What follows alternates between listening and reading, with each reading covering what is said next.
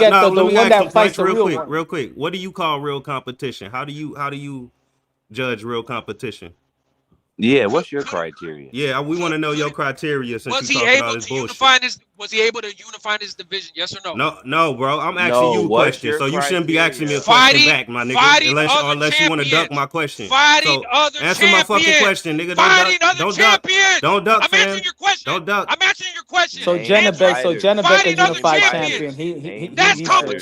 So he's never You're a fought other champion. champions. Fight He the never other fought champions. champions. You're a champion. So Fight he's the never other fought a champions. champion. And You what understand how it credit do the works? other fighters get when they fight all the champions? What do they get? Do they get more credit than Tank?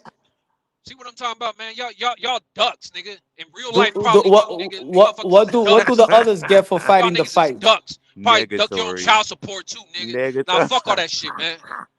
What we do they heard his get? Why criteria. they We don't heard get his massive criteria. respect by what's fighting your the great criteria? one? No, Like, we heard his go criteria. fight. So if with Tank's last like 4 out of his 5 last fights being champions, what the fuck?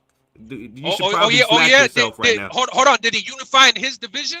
Oh wait, he brought up a champion. Oh, now you got a different criteria. No, I gave you a chance. I gave you a chance to explain what your criteria was for a good fighter, didn't I? And what did he say? He said one thing. He said champions, right? Are you retarded? So why? All right, Lamont Roach, champion. Ryan Garcia, in your division. not a champion. Fight champions Hector in your Luis Garcia, division. champion. Rolando Why you Romero, bringing champion. people up? Isaac Cruz, champion. Mario Barrios, champion. Why are you bringing Leo people Santa up? Cruz, champion. Why are you bringing Yuriorkis people up? Gamboa, champion. Nigga, like shut literally. Why are you bringing people up and why are you bringing people down? You keep screaming, bro. You're going to get a hernia, bro. I'm because concerned you don't about let me finish, bro. Look, at the end of the day, are there other champions in Tank's division? Oh, yes, there is. So why do you need to bring champions up? Why do you need to bring champions down? There's other champions in your division. Fight them, it's nigga. okay when champions try to bring Tank up. Man, shut up. Funny. That's shut funny. up. Go keep ducking your child support, nigga. I already know you niggas is cowards in real life. You niggas support coward activity and but boxing. You're wrong though. You said your criteria is that you like people to fight champions, and I just named like what 10 champions. Y'all support I just named coward like 10 activity and champions boxing he fought in the because you a past coward 5-6 in real life. years, right? Y'all support That blood, what just happened, not paying people? sanctioning Or fees because you ain't thieves that what in just real happened, life, people? nigga. All this shit relates to your real life, nigga. That's why you support all this fuck shit because you a fuck nigga. Bro, we don't brother. support Bud. Not paying. You don't know who I am, Yeah, so, I hear you. and everybody knows that. So He just said y'all. He just said that y'all support Bud Crawford not paying sanction fee, but you won Javon Sunday fight for a belt. But people still glorify Bud for not paying sanction. Exactly. You niggas all over the place. He all over the place, man. It's all cool though. It's all love. Hey man, I cooked the fuck out of y'all. You ain't cooked shit. You said you like niggas to fight champions, and I named you 8 of them. I named you 8 of them, but your little bitch ass want to scream over all the champions. You want to scream over all the champions I named, so the fucking chat can't hear the truth. This nigga said he needs you to fight champions for you to be legit. So he going against his own criteria when I named 8 champions that Tank fought in this past. He just lied like Clarissa. You a fucking lying bitch, nigga. No, you're not listening. Did he fight any champions in his division? You're not listening. In his division. Get Tank's dick out your mouth, nigga. His baby mama don't even suck his dick as much as you do, nigga. These boxers, bro, just because you speak on a fighter don't mean you a fanboy. That's crazy, bro. We just speaking facts. That don't mean niggas is fanboys, nigga. That's wild. Y'all, hey, bro, listen. This shit funny to me, bro. The nigga speak on a fighter, all of a sudden he a fanboy. All of a sudden they think about dicks. Yeah, like where are we going with that? What the fuck? Y'all is the because you need a reality check. You don't understand the dick so far throat. It's so far deep down in your throat. It's in your brain, nigga. You can't think right. I need to bring you back to reality. That's all I'm doing. Damn, you thinking about gay porn right now. Yeah, so it's niggas like Shakur that unified and fought the current champions in his division, right? But his resume, but hey, don't talk over me, please. Hey, but his resume is way worse than Tank's, right? Even with that being said, so what the fuck do it even matter? So we gonna get to the point. Your criteria is flawed, brother. I respect. Your criteria is flawed. Your criteria come from the 80s. Yeah. Shut up. What I'm gonna tell you is I should. Hey, you don't gotta fucking scream and bitch in the background time somebody talking to, nigga. If you want to respond. You're trying to overtalk me like a woman. You need to grow up and act like a fucking adult, man. With your father, nigga. We was having a good convo before you came here having a. You act like a woman, nigga. Yeah, whatever. I know you grew up without a fucking man in your house. Man, you sound like Clarissa Shields for real. He right. Shut up. Clarissa Shields, a fucking rape victim that thinks she can beat up on men, nigga. All those fucking men would beat the shit out of fucking Clarissa. She needs to shit her fucking stupid ass face. That bitch stupid as fuck. Yeah, he just sounded like Tank right there. So does that mean I should suck his dick like you? Nah, nigga. How we sucking his dick for fucking saying he hate Tank. You gotta be gay to say a nigga got a good resume, bro. Just because I agree with Tank. Just because I agree with Tank or anybody else on one point, that means I should just like them? No, nigga, we could disagree and agree on points and still not be on the same without you calling niggas mamas could. bitches and all this shit. You fuck nigga. he wants to do some. He wants Tank to fight champion, but beat the bitches.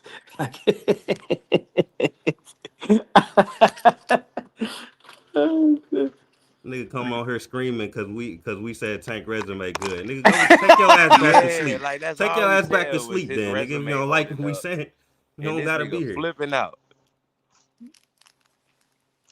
Yeah, anyways, man, shout out to Tank. Hopefully he unifies one day. Man, unify these nuts, nigga. Fuck the belts. See Just like what I'm talking Crawford about? said. But I'm gay for talking about dicks, right? You only bring up dicks because you fucking gay. But look at this nigga talk about nuts. Now you being a hypocrite. Now we all can't talk about. Only you can being talk a hypocrite, about nigga. You don't understand. This nigga can do no wrong. You started This being nigga a can do hypocrite no wrong. first. You started being a hypocrite first. See, that's how I know you dumb. That's how I know you slow. That's how I know you working 9 to 5, bro. This the nigga. maddest man in the world. Yeah, I hear you. Go ask your boss for some Bro, time you off are for miserable. Christmas, nigga. You miserable, bro. Tank got you fucked up. Yeah, I hear you. I determine my own schedule. Go ask your boss for your day off on Christmas, nigga. This nigga still talking about my personal life and don't know me from Adam and Eve. You niggas are corny, bro. Why y'all think that shit be entertaining? Yeah, I hope you got some Nobody PTO. trying to hear that shit. I hope Everybody you got on some here PTO knows you don't know me. I hope you got some PTO You niggas to are take New fucking Year's corny. off, nigga. You niggas So are you can corny, go get drunk and high like a fucking loser. He opened up he opened up a deli. Now he the man. This nigga living in his own mind, just making up shit. Yeah. Hey, You man, done hit the like weirdo? button, you man. done hating on Tank, nigga? Hey, did he nah, beat up your favorite fighter? What is it? What happened? Why are you guys even talking about Tank? We're supposed to be talking Why about not? Ortiz He and the face Boots. of boxing, nigga. Ortiz and Boots, nigga. Because this Well, we nigga talk, face is but on the fucking screen. so you're not bro. so you shitting on Tank because he don't fight champions. But when does Virgil and Boots, what kind of champions Hold they on. are? I don't care about Virgil. Like I have many critiques on Virgil. I have many critiques on Boots. I heard it stuttering. Like you, Y'all like, heard what do you want me to do? What nigga? What the fuck? Shut your bitch ass up. You just said while we talking about Tank, let's talk about Ortiz and Boots. Yeah. But all right, that's a fight that's not even going to be for a belt. It's not a championship fight. But you shitting on Tank that he doesn't fight champions. But if Boots fight Virgil, he's not fighting a champion. If Virgil fight Boots, he's not fighting a champion. So why are we talking about Boots and Virgil? It's not a championship fight. Wait. Did Tank fight Roach for a belt? Or did he put his belt on the line? Did he fight Roach for a belt? Or did he put his belt on the line? You said, shut up. You got cooked again. Shut up, man. You said, niggas is Tank, slow. you gotta fight for champion. All I need you said, Tank Davis, you need to fight somebody in your division for a belt. You need to fight for Virgil and Boots. Virgil and Boots is not a championship fight. Keep getting cooked. Look, getting loud. Stop being Clarissa Shields. I don't think I've ever been as bloody insulted as I am right now. Look, he talk about your mama left when you and cook right, him in the and you boxing. got thousands of followers on YouTube, nigga. I don't Now he understand talking how. about punch All you YouTube. niggas is slow. You keep I'm getting nice cooked like that. left and How many right, followers left you got? and right, Now nigga. he cooking on Burn the YouTube. kitchen down. Shut the kitchen down. retarded. That bitch is burnt down to the ground, nigga. He got mad and loud because I just called him out that you thought that you won a championship fight, and now you won Ortiz and Boots, and that ain't even a championship fight. But you shitting on He Tank. mad he got caught in his own life. It would be for an IBO, right? And I ain't even had to be loud. And I ain't even had to be loud to cook you either. IBO championship. All I'm saying is the topic is Ortiz and fucking Boots, and y'all niggas talking about Tank. Get off the nigga nuts, bro. Bro, he on the screen, nigga. Why? What are you talking about? Why is he on the screen?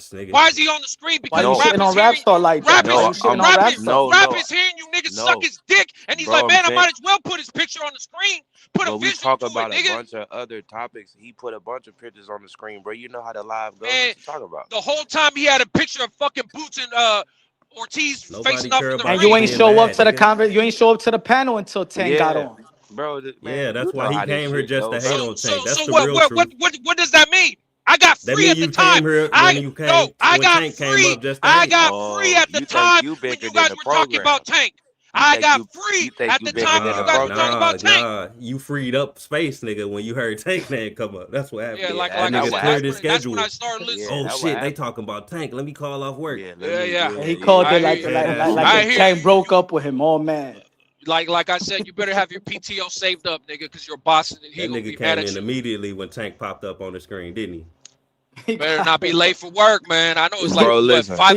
It's like he 5 had that o'clock in the. video. You It's ready? like 5 o'clock in the morning over there. You better not miss work. If you a Better not hustler, miss work. Yeah, if I if you miss a real work, I can't hustler, let you in, right? you work on Stupid holidays, so fuck. you not saying nothing, bro. Like if you a real No, hustler, you no, get no, money no. If every you're day, a real bro. hustler, you have your Yeah, if I workers miss work work, on I can't. holidays, No, nigga. If I You don't miss know work, you shit. can't clock You don't in, you know bum nothing, ass nigga. nigga. bro. Cooking If all I you miss work, you motherfuckers. can't Bro, clock in, you Burn everybody bum the can ass kitchen go nigga. from down. the top to the Somebody call bottom, the bro. Shake fucking them fire fries, nigga. department. This nigga Shake them open fries. Hey, a bro. bodega and Shake the already fries. go find your Everybody can go go sell from the your top to chips. the bottom. You got to be humble out here, bro.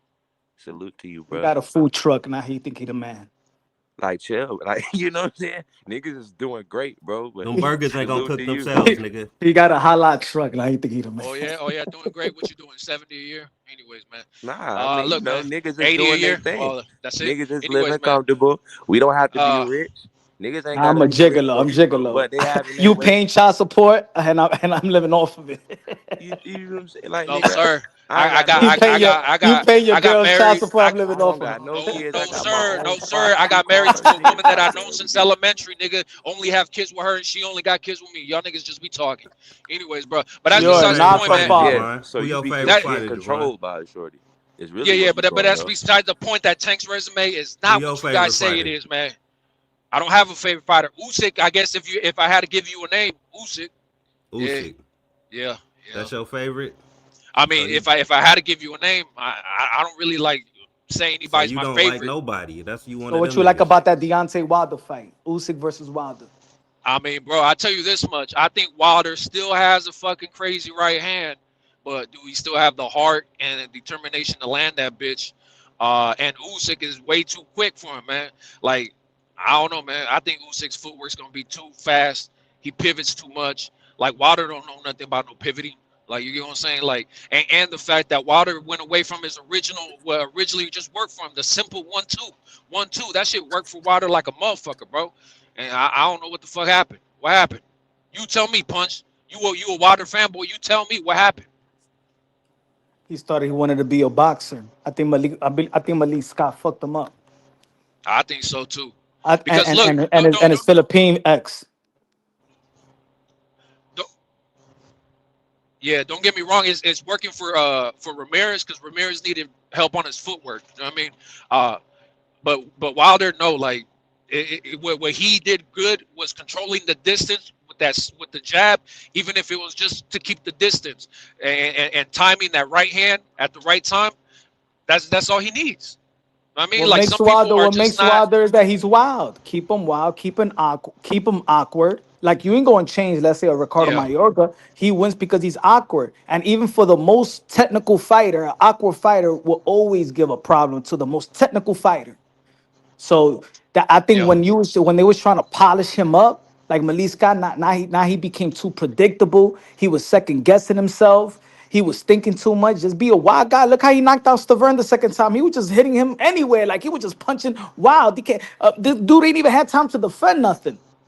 Just be who you are. That's it. He's 40 years old. Just be who you are. I think if he goes back to being wild and shit like that, hey, could he land a punch? I won't be surprised if he hurts Usyk. I won't Not be punch you surprised. right. yeah. Not punch you right. That's what made Wilder dangerous was that being wild, being athletically wild. Yeah. That was his shit. Yeah, that shit he did But to at the same Stavern time, was you can't different. be you. But yeah, at the same time, like I don't know if his timing went through the window or what. Because even with Hellenius, right, he ended up knocking out Hellenius. But if you play that shit back, Wilder almost looked surprised, like, oh shit, like he threw that right out there by pure instinct, right? Like he didn't even like know if it was gonna connect or not. He was just trying to create distance, and he ended up knocking out Hellenius. But before that, like I do agree that Wilder needs some of that wildness, but he was smacking ropes and shit, hitting air, smacking ropes. I'm like, bro, what are you doing? Like, and then he ended up knocking him out, which, you know, hey, Wilder has some crazy power, but Yo, I don't know, man. just imagine if Jack Reese would have never counted in that 12th round. Where would Deontay Wilder's career would have been? Because that would have never been a rematch. He would have knocked him out. He would have never gave no. It wouldn't be. It They wouldn't would have need been a treating rematch. Wilder like they treated Tank now. Because remember, they I was trying to mean, push the narrative that Wilder cherry picked Fury because they thought he was washed? Like they just got this information from out of his brain or some shit. They try to push this narrative. He would have had to have gone to move on to fight AJ, right? To unify. Nah, Ruiz finished that nigga. Wait, what do you mean? What do you mean? Nah. It was over by then. No, the Fury fight was before Ruiz. So what are you talking about? I think Fury's. To be honest, I think Fury's courage fucked up Wilder more than any other punch, because even in the third fight, he knocked him down twice, but this motherfucker just kept on getting up. Yeah, this motherfucker kept on getting up. Like, he already dropped Fury 3 times in the span of 3 fights. So he landed the punch. He landed the right punch. Or 4 times. Yeah, 4 times. So he landed the right punches. It's just that Tyson Fury just had that courage to get up. I'm about to rewatch the third fight. I think that's the last best heavyweight fight of this generation, the trilogy. I mean, I do think it was a good fight because they're both, landing good shots. Both dropped each other. And Wilder, I give Wilder a lot of respect for that one, because the thing is, when he got dropped that last time, you could tell like he was out before he even hit the canvas. But right before that, he was still trying to swing. He was still trying to like just do something. You get what I'm saying? He wasn't giving up at all. But your body and your oxygen is gonna give out, and that's what happened. So yeah, that's why he got mad at Breland. Like, let me go out on my shield. Fuck that. But look at Usyk. Look at his first 2 fights at heavyweight. To be honest, I didn't think after the first 2 fights, I didn't think that he was going to do what he was doing, or become whatever he became in the heavyweight division, being undisputed. Yeah, he struggled the first fight, and the Chisora fight wasn't all that. Yeah, I mean, look, I think Wilder has what he needs to beat Usyk. Is just if he's able to execute it, because Usyk is still showing that he's still firing on all cylinders. He's still able to do what he does, right, against top competition. So we just gotta see if Wilder is able to do what he does. I mean, what makes him great. I like, look, Wilder. My biggest critique of him is that out of those 10 touted defenses, I feel like the only person he fought of significance was Ortiz. And Ortiz, both times, he was arguably losing those fights until he knocked him out. So, it doesn't matter in the end because he knocks him out. It's a W for Wilder. But, my thing is, like, when it goes down to his wins, like, that's his biggest win, Ortiz. And he was never a champion. You get what I'm saying? But I personally, like, I like Wilder style and like the excitement that he was able to bring in the ring. I mean, we got this picture up here. You can't see, but on my profile picture, I have a picture up right now of me and Wilder. You know what I mean? At the Canelo Crawford fight. Because, the VIP tickets, you were able to be there with Ruiz, with Wilder, a couple other people, whatever. But I have a picture with Wilder as my profile picture, whatever. Wilder's a good guy, but, bro, Ortiz is his best win, a non-champion. The nigga ain't got no favorite fighter taking pictures with fighters, though. Okay. I mean, what are you talking about? I'm a fan of boxing. Niggas say niggas dick riding fighters taking pictures with fighters, though. Niggas say we dick riding. Hold on. Did you not listen? I'm a fan of boxing. Taking pictures with fighters. Hold on. I'm a fan of boxing. Bro, see, keep talking. You mad because you couldn't afford to be in VIP at the Canelo Crawford fight, nigga? What the fuck? That's why you mad. Keep over talking. I'm a fan of boxing. You trying to fucking downplay me and try to fucking play me because you shouldn't expose yourself, nigga. You talk too much. You went to go watch a fight. You went to go pay to support the sport. Oh, you a fangirl now. Nigga, shut up. We here to support boxing, right? I bet you don't even buy pay-per-views either. You a thief, nigga. Like that I can already tell who you are, and you keep talking about, oh, you don't know who I am. I can already tell who you are, nigga. A thief, a coward. Anyways, bro, like I said, the VIP tickets, you were able to be there with Ruiz, with Wilder, a couple different people at the Canelo Crawford fight. So it's not like I was there at a Wilder fight. But even then, if I was able to go to a Wilder fight, I would go. I went to the Ruiz Ortiz fight, and guess what? Wilder was there at that fight. You get what I'm saying? So, like, bro, I'm just a fan of boxing. Like, I be at the fights. I was just at the fights fucking, what was it, 2 weeks ago? You want me to put up the picture? No, you keep your nasty pictures to yourself. Yeah, anyways, bro. Like I said, you just mad because you can't be there. Yeah, I got nigga. Keep David taking Benavidez. I selfies got with David fighters, nigga. Benavidez whooping Suldo, and then after that, I want David Benavidez to go to heavyweight and fight Andy Ruiz. Bro, no. Relax. I think Ruiz will wash. I think Ruiz will wash Benavidez, bro. I No, don't man. know about that. I think Benavidez got more No, stamina than because Ruiz. look.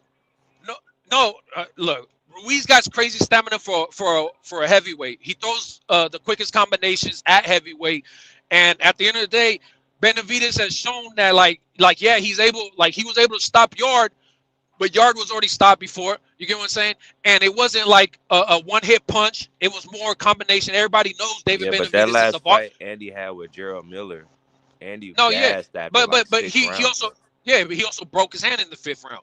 You know what I mean? Like when you're fighting with a broken hand, you're gonna keep fighting, but it's draining your fucking adrenaline. You get what I'm saying? Your energy, all that shit. Like I don't know if you ever broke your hand. I broke my hand twice. I mean, bro, like I what mean, you not might. during a fight, or not like sprained it or nothing during a fight, no. Yeah, I mean, I broke my shit twice, and you don't feel it right away, but once you feel it, like that, the whole pain goes through your fucking whole body up your arm, like bro.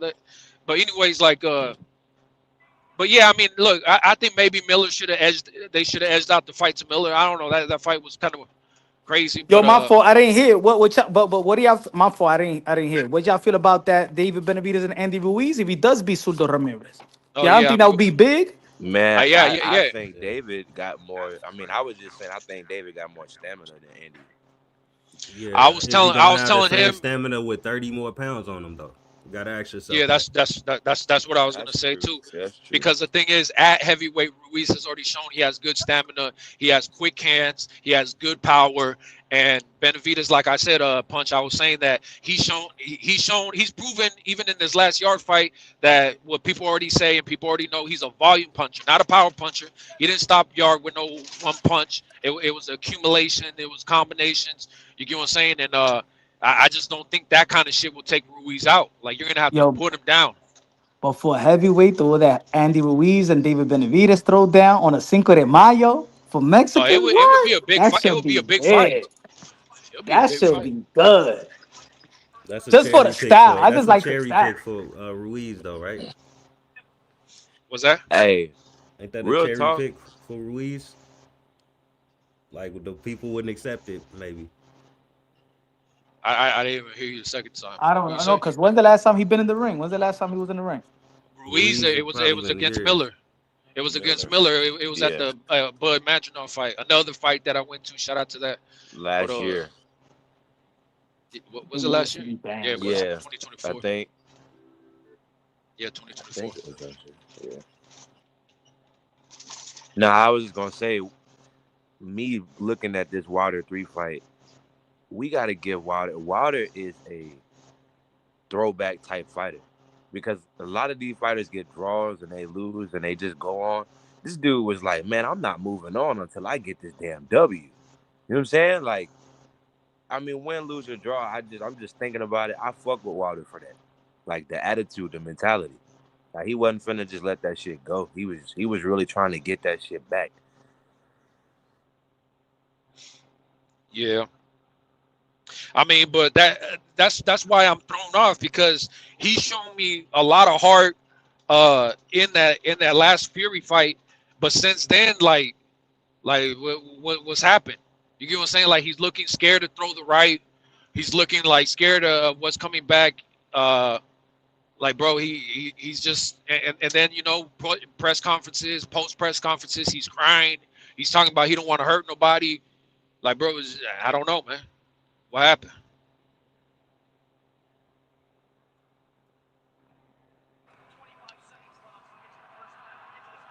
Yeah, Deontay started off very good in this third fight. I forgot he went immediately jabbed to the body, like as soon as the round opened up.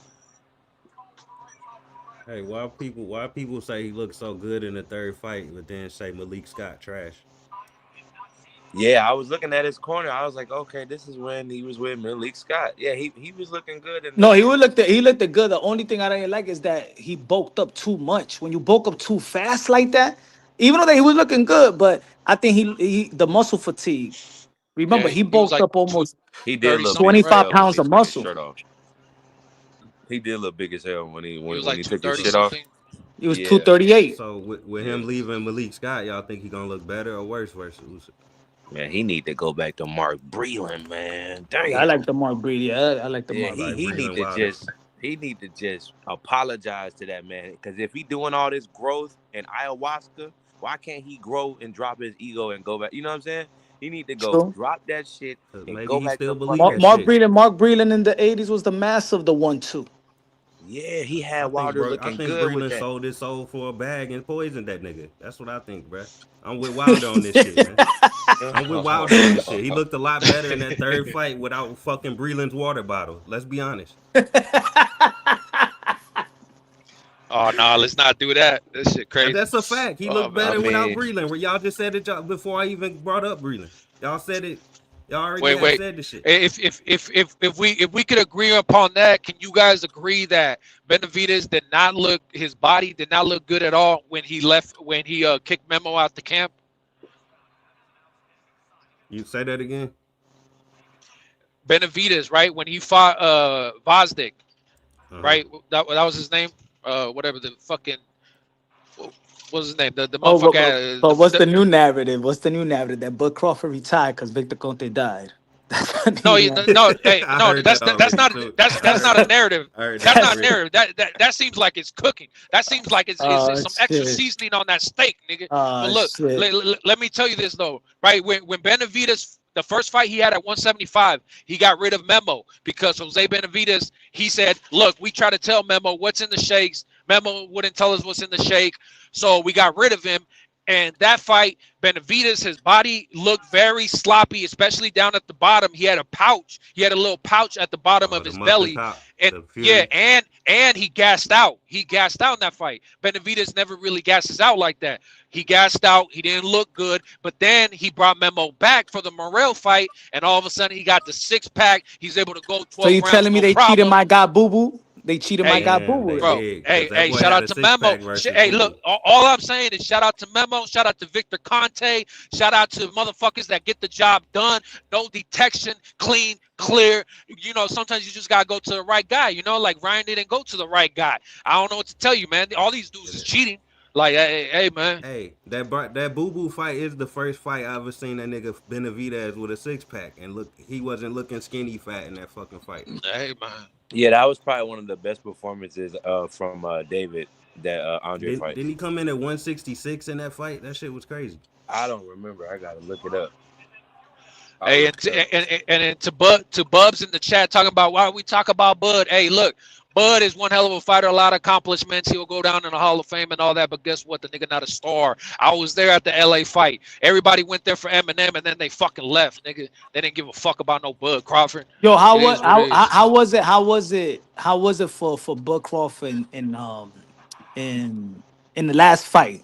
Because you was over there. How was it in the arena? Because I know a couple people that went. What was your experience? I'm gonna tell you, casual. He was 167.6 when he fought Andre.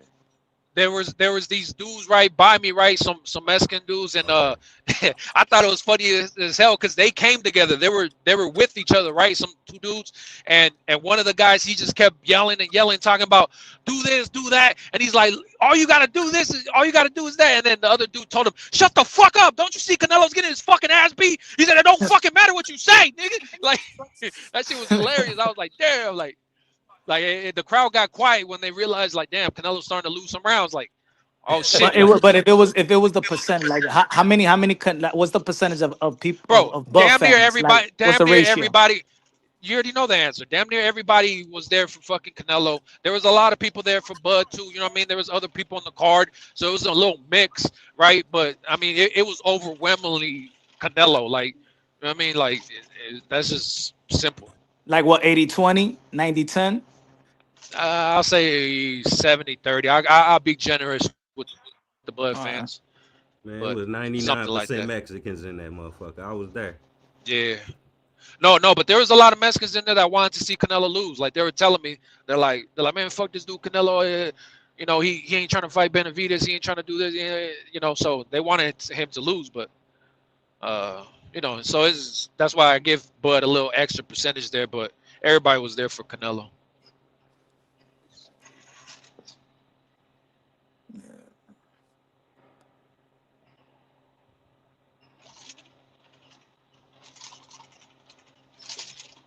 A lot of people were crashing out though, trying to leave out the bitch. Bro, everybody, like a bunch of people throwing hands every which direction. I was like, man, I gotta get the fuck up out of here. Grabbed my wife and I just got moving. I didn't understand it.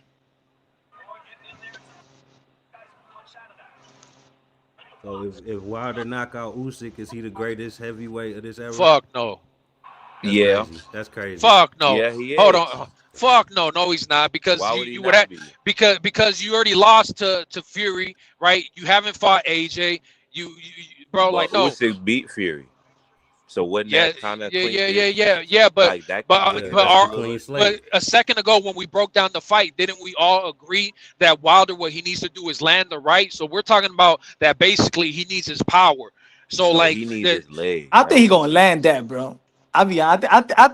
I'm rooting for Wilder, bro. Hey, I love Usyk though. I love Usyk. Usyk. Punch. And he got agility in his legs. He gonna be good in this fight. Hey, punch. I hear you, because look, I still want Wilder to be Wilder, but I bet money on Wilder beating Zhang, and we seen what the fuck happened, bro. I kept telling people, look, Zhang is sturdy, Zhang hits hard, but Zhang is slow, Zhang gasses. That was a bad fight for Wilder. But I just look, feel like, if you seen the recent interviews, like if you see the recent interviews with Deontay Wilder, it looked like he's back to his old self, like that humble, that Christian Wilder, the guy that his father raised. Like if you look at his interviews when he first started, like I think Wilder is back to that type of guy. I mean, look, we're not counting the fights against 280-pound niggas right now. He fighting a former cruiserweight. This is a real fight for Wilder. Wait. Does it matter with the same fucking size advantage? So it do matter, because Wilder was folding southpaws. He was folding southpaws before the niggas became 280. That's what I'm saying. I hear you. When it was niggas like Spilka and Luis Ortiz southpaw, he was folding them niggas. Yeah, I hear you. But the bigger guys can handle the power, bro. I hear you, but Usyk almost stopped that 280 pounder. You know what I'm saying? And you're talking about, oh, well, he's just a small cruiserweight coming up. Well, that small cruiserweight coming up was fucking up. I'm not talking about Usyk's effect on big guys. I'm talking about Wilder's effect on big guys. That has and Usyk is vulnerable too. Usyk is a smaller guy, so it's more of a chance that Wilder can hurt him rather than hurting them bigger guys. Usyk power solidified fighting bigger guys. Wilder's is not. So, but we know Usyk can be hurt. I don't know, man. Has Usyk been down? No, like there's the argument. No, hold on, no. There's the argument. There's the argument. Was there a low blow? Was it not? This nigga will All I ask know. A question and then fucking tell you no. Let us answer it first. He hasn't been down, because you guys said yes. He hasn't. Been down. He has. You just asked us, have he been down, and he fucking has. You know he have. So why? What's the point of asking us? What's the point of asking us? Was it ruled a knockdown, nigga? Like what the fuck are you? Name what you asked. Was it? Are you slow? Now you want to change it. You want this nigga here, man. Has he been down by a You make yourself punch? mad, bro. You make yourself mad with the dumb shit you like to do. Yeah, because he been down, nigga. Lying, That's what you said. He been down. He hasn't been down. He hasn't been down. Be more specific next time. I think because we know Usyk from the amateurs and shit like that, when he got knocked down by October Turbiev and shit like that in the amateurs. Exactly. That's what I'm talking about. Actually, I ain't even fucking talking about. Yeah, I mean, if you want to talk about amateurs, okay, that's different. But it's funny that a lot of times people say amateurs is amateurs. That don't matter. This is the pros. Nah, to me it does. I always say that. No, I hear you. But a lot of people, depending on what argument you want to make, people say amateurs matter, amateurs don't matter. You know what I mean? Like Ryan beat fucking Virgil in the amateurs. Does it matter? I don't know. Like you get what I'm saying? Like, bro. Doesn't matter. Doesn't matter. Doesn't make a difference. Does it not? In the pros, Usyk has not been down. So I'm gonna go out on a limb. You think Beterbiev got more power than Wilder? Just to answer that question. Yeah, slightly. I think now maybe not. He's gotten hurt by AJ. What was it? That 7th or that 9th round? They got hurt by AJ, and then Usyk came back the next round and hurt AJ. I'm just saying, Beterbiev put him on shit street, and I think Wilder hit a little harder than Beterbiev. I'll just leave it at that, man. And I think this ain't no fucking science project to break down. Like, nigga can be hurt, man. This is a real fight for Wilder, just based off the fact that Usyk is one of the smallest heavyweights. So it makes it a better fight, because styles make fights. and all of that shit. So hopefully it's better than we think it's gonna be, because it could possibly be Nakatani versus Loma too, as well. Because that was an epic ass whooping Loma put on him. I can see the same thing happening if it don't go right for Wilder. Hey, man. All I'm saying is I'm not completely against it. I seen a lot of people like mad at the fight. I don't Because really care. Cause but you know why? Because they still stuck on that fucking narrative, the hating the PBC and stuff like that. So they hate everybody that's linked to that to that. I don't know. I don't know if that's it. It's just because we've I seen think Wilder. so. But no, well, look, maybe you heard different arguments, but from the arguments I've heard, Or because of the they YouTube channels, the YouTube no, channel. yeah. That's what I'm saying. But they're saying like it's because Wilder's already been knocked out multiple times. You know what I'm saying? And so Yo, you in know the history of heavyweight, they could only fight each other. So no, yeah, we're talking but about he's Usyk. That's why Usyk is the one that called them out. Remember, Usyk called them out. He said he yeah. wants to fight Wilder. It wasn't the other way around. And Usyk is looking at it like who is the reigning heavyweight champions of his era? And is Wilder, is AJ and Fury. So he got one more to go. Is Wilder. He need to take out Wilder so he could say that I beat all the best heavyweight, the reigning heavyweight champions of his era. I think if he's gonna fight Wilder, I think if he's gonna fight Wilder, he also needs to fight Ruiz. But that's just me. But he didn't reign. Remember, he didn't reign. No, That was only one fight. I hear you, but yeah, you could say that, but if you actually watch the fight, look, I think Ruiz won the fight. Just watching the fight, but that's besides the just from the eye test. I feel like Ruiz won, but besides the eye test, look at the CompuBox. A lot of people, like again, like with the amateur, does it matter? Does it not matter? Does CompuBox matter? Does it not matter? By the CompuBox numbers, like Ruiz won the fight. On PBC, man. Wait. Hold on. But let me just finish what I'm saying though.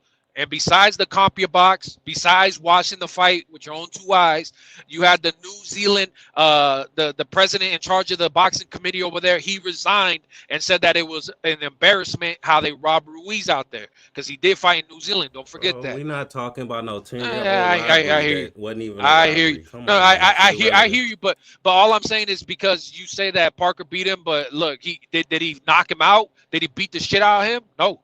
So I mean, bro, like yeah. Man, fuck it, man. This is the last fight for his career then. And wait. Didn't Parker beat Wilder? Usyk done enough. Didn't Parker beat Wilder? Yeah, he did.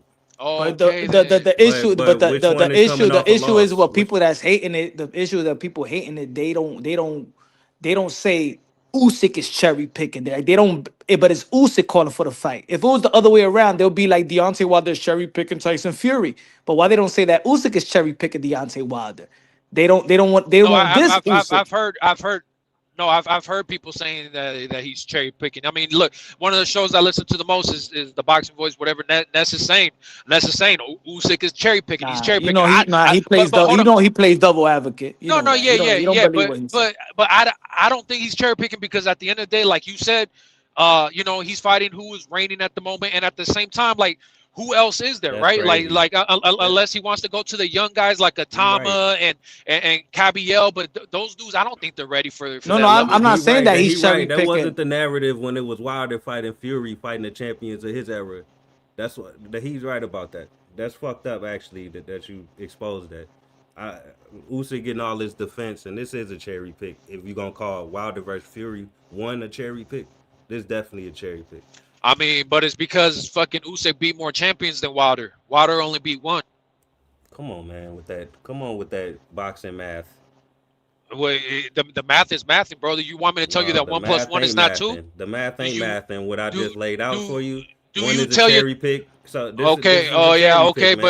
But when your boss is trying to give you your money and he's telling you 1 + 1 is 0, are you accepting that? What are you talking about? I'm talking about the math is the math, bro. The fight happening, bro. The math is the math. Wilder fought one. Hypocritical. You Wilder. don't think this a cherry pick? No. Because what I'm telling you is that Wilder beat one champion. No, I feel like I gotta call this a cherry pick because they called Fury versus Wilder 1 a cherry pick for Wilder. Hey man, look, you can't continue fighting all undefeated guys. Like I mean, I guess you could, but can the guy get a little break? He's 38 years old. Shout out to Usyk, like one of the best to ever fucking do it. Like I don't know, bro. Like Yeah, this is Cherry, but it's okay because he done enough in boxing to. But it's crazy that you say you want to say that just because So you that was want to okay like. for Canelo Alvarez I'm not just to being face real, her bro. baby. Wait. Hold on. But you just want to play defense for Wilder, but at the same time you're Bro, saying what that the fuck, man? Don't throw that narrative in the air without no fucking basis, man. Like, I'm gonna stop you there. No, I'm not holding on. You're saying that you already just fucking lied, bro. Just You shut can up. stop it See there. what I'm talking about? You're like a female. You You can don't let stop me it there. finish. You want to You're like a defend female. Wilder? You No, don't I'm let not me gonna finish. let you get into that, bro. Wilder, you're saying that Wilder's a cherry pick for Usyk. That's what you're saying, right? But at the same time, you're saying that Wilder is gonna beat Usyk. So make it make sense, bro. Who the fuck Is said it a Wilder cherry or gonna not? beat Usyk? See, this nigga's lying again. I didn't say Man, Wilder gonna beat Usyk. You said Wilder could beat him. I said he could be hurt, nigga. Stop, bro. Get the dick out your ear, man. Yeah, I hear you. You just be twisting niggas' words and then get mad play back. and miserable. Play the audio back. Play the audio back. That's why you mad, bro, because you don't listen. That's why you scream at everybody. You don't fucking listen.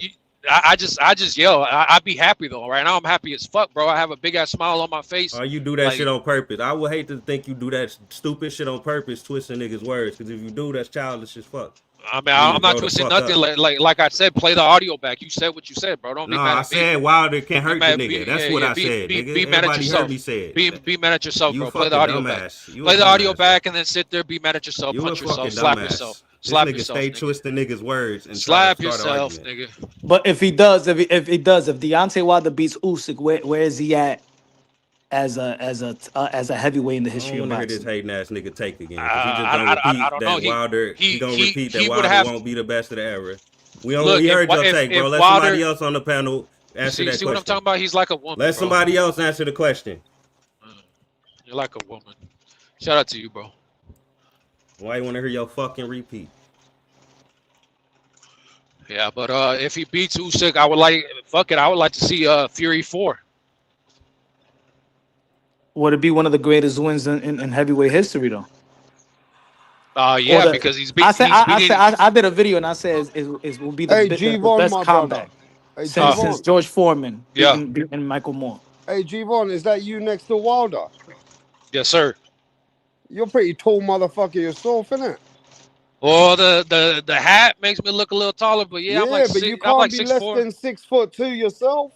I'm like 6'3", 6'4" with 6'4". Yeah, Wilder's 6'5". This the nigga calling people a fanboy, but got his arm around look, Wilder and shit. Yo, nigga, you soft as fuck, nigga. Okay, you better not say nothing Wilder, about a Tank fan.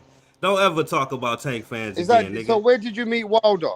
If you look in the background, it has the Canelo Crawford. This was the VIP at the Crawford Canelo fight. But I already met her prior to this. I saw him at the Ortiz fight when Ortiz fought Ruiz, and I also seen him at I forget what other fight, but I've been met Wilder. But yeah, this was part of the VIP ticket. I'll tell you what, I met Wilder in 2016. Listen, I met Wilder in 2016. Yeah, I met Wilder in 2016, bro. And let me tell you something about Deontay Wilder. He's what you see he's a real person. He actually is one of the. He's a good guy. One of the realest kind of people you could ever meet. He's he always got time for a guy that's even on the Wilder's a person who's got time for people. I've seen it. Yeah. Wilder makes time for people, bro. He ain't got an ego. Yeah, am I right? Crawford, that's a real American champion, right? I'm telling you. Hey, Punch, Wilder's one of the nicest guys you meet, bro. Yeah, I'm telling you, it's just that the excuse and then the channels and the YouTube and people got irritated with the channels and excuse. That's what made Deontay Wilder this bad guy. But Deontay Wilder has an inspiring story. I don't give a fuck what anybody say. Hell yeah. He got an inspiring story. Justice, what's happening? Yo, what's up? I was listening to the conversation. I know you're gonna call people out right now. That's why you're here. No, not really. I actually think that Usyk is cherry picking, but I'm a sadistic person, so I want to see this fight for shit and giggles, you know. But I agree, it's a kind of a cherry pick, to be honest. I think Wilder is completely washed up. So that means So you're I pretty happy with much. the fight, though, isn't it? You're happy with the fight.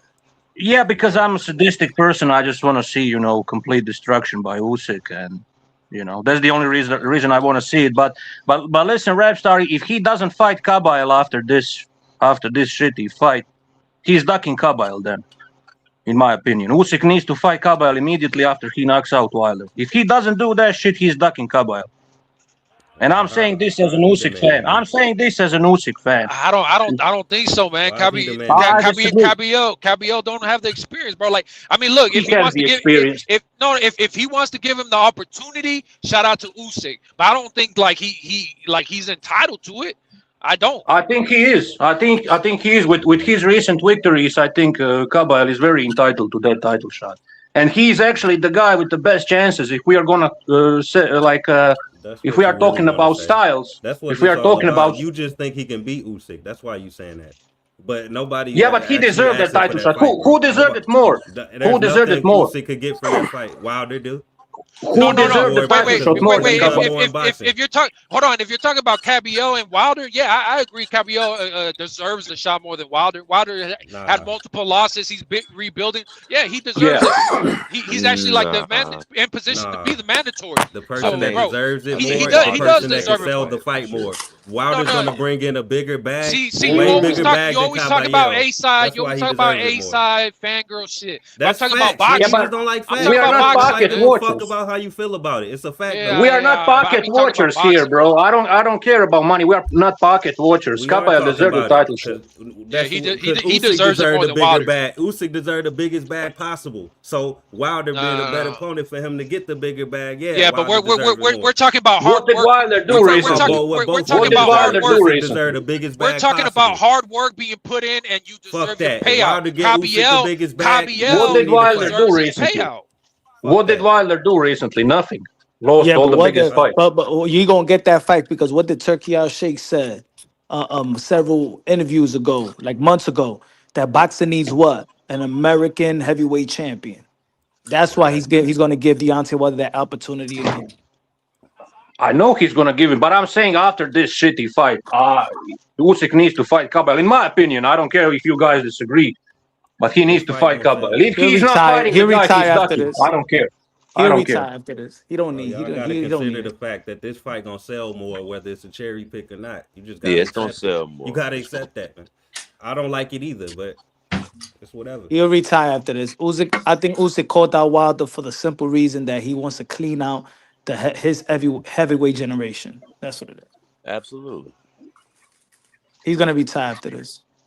You don't. Okay, maybe you're right. He got a good excuse for cherry picking, though. I like the excuse. This the best excuse I ever heard. I mean, look, what has Wilder done though since he's come off the losses? You know, he beat a security guard, right? He beat some guy working at Domino's or some shit. You need that. Every heavyweight in the history done that. No, but who did Cabello just beat? Like Cabello is in position to be the mandatory. Like, you know what I'm saying? Wilder don't have no interim. Wilder don't have no high ranking in the rankings. Like Wilder don't. Well, he don't need that already. That's it. He already made his mark. I hear you, but you guys talking about star power and ticket sales and money and all this other shit. But what I'm talking about is Cabello is putting in work right now, and you know he deserves it more. He does. He deserves it, but you can't shame Usyk for it. He could deserve it, but you can't shame what Usyk done. How about you have Cabello fight Wilder? Does Wilder make it back past him? I doubt it. Why can't we shame Usyk? He's not a fucking god. He's not Jesus. Yeah, but you guys are being out of order, bro. Your guys are forgetting all these guys, and you're mentioning names, but the man that beat the man that was in position in Joseph Parker is Fabio Wardley, so he deserves it. You want to talk about Cabello? Nah, bro. Fabio Wardley beat the guy that was right up there in position to fight Usyk. Yeah, I agree, but if we're talking about Cabello Wilder, it's on the goalpost. First it was Parker, now it's fucking who you saying Cabello? No, wait, you do know that. Just moving the hold on. You do know that Parker was supposed to fight Usyk instead of Wardley, right? Like it was Yeah, supposed y'all to moving happen. on to the next nigga who y'all think could beat him. Y'all No, first y'all no, thought it was no. Parker. But He got you're not fucked up. listening. Now You're y'all not think it's listening. They did a y'all bad go to the deal. next nigga. They threw a fucking wrench in the fucking in the game plan, and Parker was supposed to fight Usyk instead of fucking Wardley. It was already supposed to be Usyk, not Wardley. Parker didn't have to take that fight. That's on him, bro. I You hear trying to you. make him seem like a victim when he took a fight. He ain't No, have to I take. disagree. I Stop think it. He's not a Cabal deserves victim, title sir. He shot just got more his ass than whooped. Wardley. I think Cabal deserves that title shot more than Wardley. No, Cabal was more convincing. but Cabal was more convincing. that's why Rap is right, because look, Parker was already supposed to be the guy fighting Usyk, and guess what? Wardley beat the guy who was supposed to be fighting Usyk, so give Wardley the fight. Well, Parker act like a bitch and didn't force his position. He should Bro, have you're forced not. Usyk to drop the belt instead of I'm taking the not tune making up an and argument for waiting around and Parker. shit. I'm not making an Stop that argument for victim Parker. shit, man. I'm not making an argument for Parker. Well, Listen. stop saying the point of saying that shit then. Wardley deserves the shot. You just said Caballero before anybody said No, Wardley. no. Wait, hold on. I'm saying if the debate is Caballero Wilder, it's Caballero over Wilder. I got Cabal over Wardley too. I think Cabal was more convincing during his last couple of performances than Wardley. I think Wardley Parker stoppage was also very controversial, but hey, what can you do? Controversial? I don't think so. Okay, we disagree. I think that stoppage was bullshit. Hey, as I'm rewatching this Wilder 3 fight, can we all agree that Tyson Fury is a dirty fighter? Of course, man. They can say everybody's a dirty fighter. Everybody does little things that is what was that? We ain't talking about everybody. We talking about Fury dirty ass. He kept putting him in the fucking headlock and was uppercutting him. He kept doing it. Just watch Tyson Fury versus Cunningham. Headlocks, bro. Just watch that video. I had a video on YouTube. It was like 50 headlocks I counted on the video. I think they deleted it though. It was on my old channel. Tyson Fury versus Cunningham, one of the dirtiest fights I ever saw. Yeah, people damn, forget I'm shit looking like that. at this shit like, fuck, this is he's then doing he this had shit all he fighting. had his thumb attached from his glove, detached from his glove, all kind of weird shit with Fury. He's definitely dirty.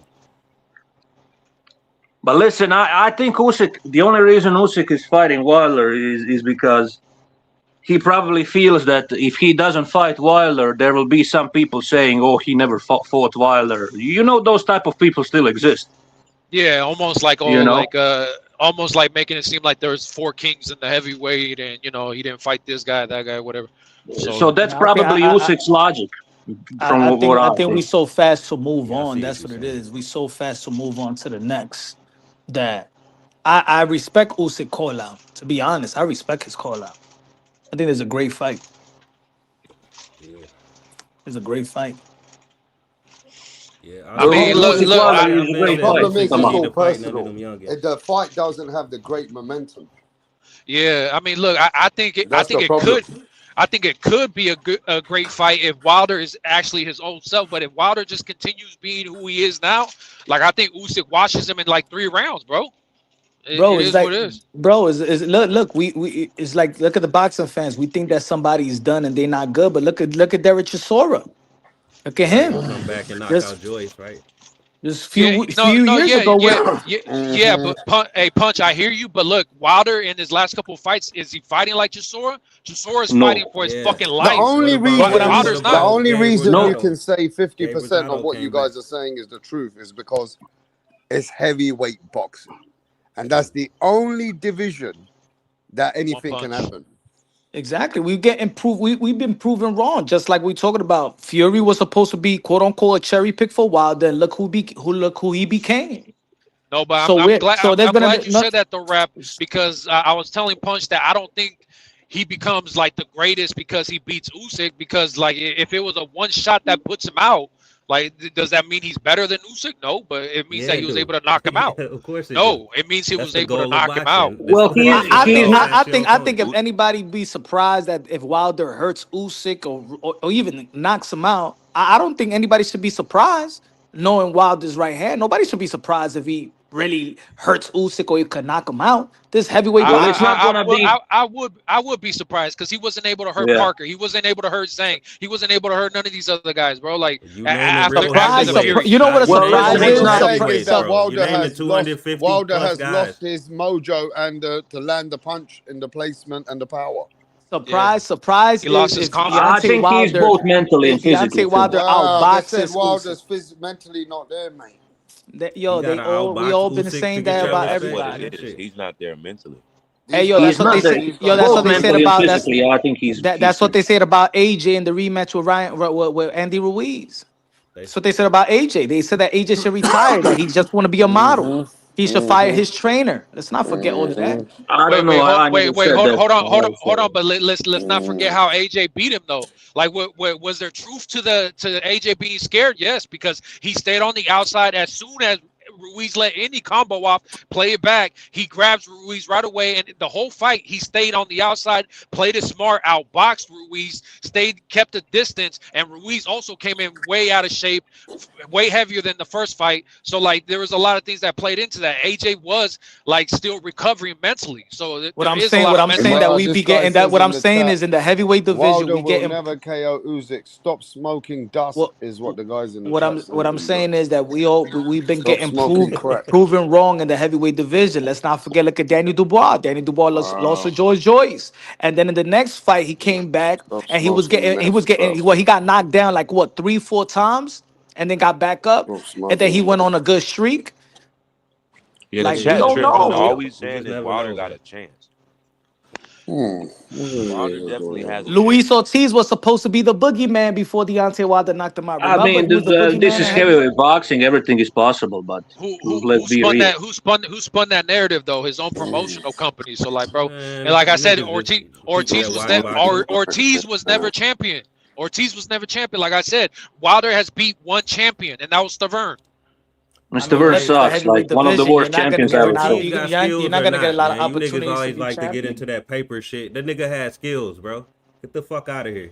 Hey man, like I said, Luis Ortiz sucks. He was never that good. Ortiz was never champion. Niggas, That's all I'm y'all saying. niggas don't know shit about boxing then. He was a C class. He was a C class always. Usyk has he's been decent. champion on He's top of decent. champion, That's it. bro. I don't know what to tell you. Ortiz is decent, and that's about it. He's better than Steve Irwin. I will give you that. But that's not saying much. Yeah, I do think Ortiz is better than Stavern. So he better than the champion. Look, around that time. Yeah, the worst champion I ever around saw. that time, around that time, everybody. All right, now we getting somewhere. All right. Around that time, everybody was talking about that Philip Hergovich was going to be the man, and what happened to Philip Hergovich? Well, I think Philip Hergovich would probably beat the shit out of Luis Ortiz, but that's another topic. Wow. Ortiz still Listen, I'm knocking gonna be niggas honest. out to this day. You got Ortiz fucked up. I'm gonna be honest. I'm gonna have to see some. I'm gonna have to see some new footage of Wilder first to really give an assessment if I feel like he got it or not in this fight. Because I don't know. I how mean, he looks right what now. it is, right? Wilder is a very, very strong underdog now. If this fight was about some years ago, Wilder would have been the favorite. But today, the times have changed. And the tide is changed. It's gone, today, Usyk is the man and Wilder is not the top guy at the division. Bro, I remember when after the fight with Chisora, everybody was saying that Usyk would not beat the elite heavyweights. Mm-hmm. No, I wasn't saying that. I wasn't saying that. I picked Usyk versus Joshua. And people were laughing at me. Oh, you don't know shit about boxing. Yeah, but there you go now. There you go now. I put money on Usyk too because I thought he's too quick. His footwork. Okay, was now too watch this. If there's ever a time in history that you could make 6 times your money against the hardest puncher that ever existed in this era, would you put your money on Wilder to probably take that chance because the odds are so good? Hell yeah. I mean, why not? You can risk it, I mean, see, that means that you know that he still has that one chance, right? Yeah. That is why people would put money on Wilder. Well, everybody has a chance, the bro. only way you could ever earn any money on this fight is betting on Deontay Wilder. You won't make no money on Usyk. Of course, yeah. You won't make no money on Usyk, bro. Yep. Hey, wasn't AJ landing that straight right on Usyk though? Did it hurt him? Bro, you always answer a fucking question with a question. Shut up, nigga. Yeah. Anyways, but like I said, Usyk hasn't been down. No, Usyk has a good chin. He has a good chin. His biggest weakness is his body. That's why I want to see Kabayel fight. Kabayel is the best body puncher in the division. Okay, look, they want Wardley to fight Usyk. A lot of people in the world now are calling for Wardley. But Wardley has the same chance as Deontay Wilder. A puncher's chance. Yeah, Worley in his last fight, he was kind of But losing until Wardley he has won. a puncher's chance. Kabayel is the only one with the chance. Even then, I think Usyk would beat Kabayel, but Kabayel is the one with best chances. I don't know why you people are all constantly sleeping on Kabayel. You people Look, just constantly sleeping on that. Worley will park Kabayel. Fuck that. No, he wouldn't. Worley is so fucking predictable, like no head movement at all. Kabayel will He beat don't shit. need it. Look, England runs boxing, man. I mean, on average, maybe, but that doesn't mean Kabayel wouldn't beat that guy up. So. All right, man. Good luck. Good luck getting past that right hand, Joseph Parker. Then everybody was betting on Parker. He got his ass folded. Seemed like Listen, if that fight happens, but Parker did beat Wilder. I mean, you telling me like I'm a fucking Wilder cheerleader? Like, okay. No, but what I'm telling you is that you're trying to make that the argument that how Wilder can beat him, but Wilder got beat by that guy that I'm you're talking about Wardley beating Caballero. I don't know what the fuck you talking about. Hey man, you still talking about Wilder? I don't know. No, I'm not. I'm talking about Wardley beating Caballero. Worley has a puncher's chance. I will give you that. Worley has a puncher's chance. I will give you that. But I think Kabayel is just better boxer overall. Y'all gotta respect his boxing ability more after beating Parker like that, man. Y'all try. He was losing on points before that TKO. What are you talking about? That's He was losing opinion. on cards. That's your opinion, bro. No, that's not my opinion. That's judge's opinion, actually. That's it. Well, that's their opinion. Nigga, it's still just another nigga opinion. Well, wait. But that opinion determines the fight, though. That's stupid. It really don't. Hey, He does. Can for you though. That's fine. Wilder looked way better in the third fight with Tyson. I think. Okay, but how many years ago was it? That was before he got knocked out. Bro, stop this shit, man. It's because he didn't have that breathing water in his system. That's why. I'm telling you. Oh yeah. Okay, what's the biggest Usyk weakness? What's the anybody on the panel? What's the biggest Usyk weakness? I think the body. Who is the best body? Wait, just one sentence. Just one sentence, bro. Just one sentence, and then you can go on a rant. I'll mute myself for you. Are you okay? And who is the best body puncher in the division? By far. Who is the best body puncher in the heavyweight division? There you go. Kabayel has the best chances against Usyk. It's simple. It's not a rocket science. It's not a rocket science. Boxing is not a rocket science. I'm not convinced that it's Caballero, though. The thing is, he did that against Zhang because Zhang just kept with that high guard, and Zhang was too slow to move with his feet, so he was banging the shit out the body.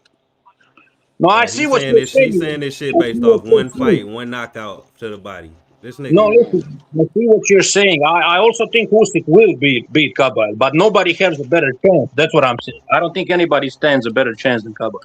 Because Kabayel is not even going to aim for his head. He's just going to aim to the body. So he's the only one with the chance, in my opinion. But we will see. I think Ruiz has a good shot. I think Usyk has trouble with guys that are smaller than him. Like, Ruiz is obviously heavier, but he's shorter. But Kabayel is also shorter than Usyk. No, he's not. No, he's like 6'4". I think he kind of is. Let me look it up. And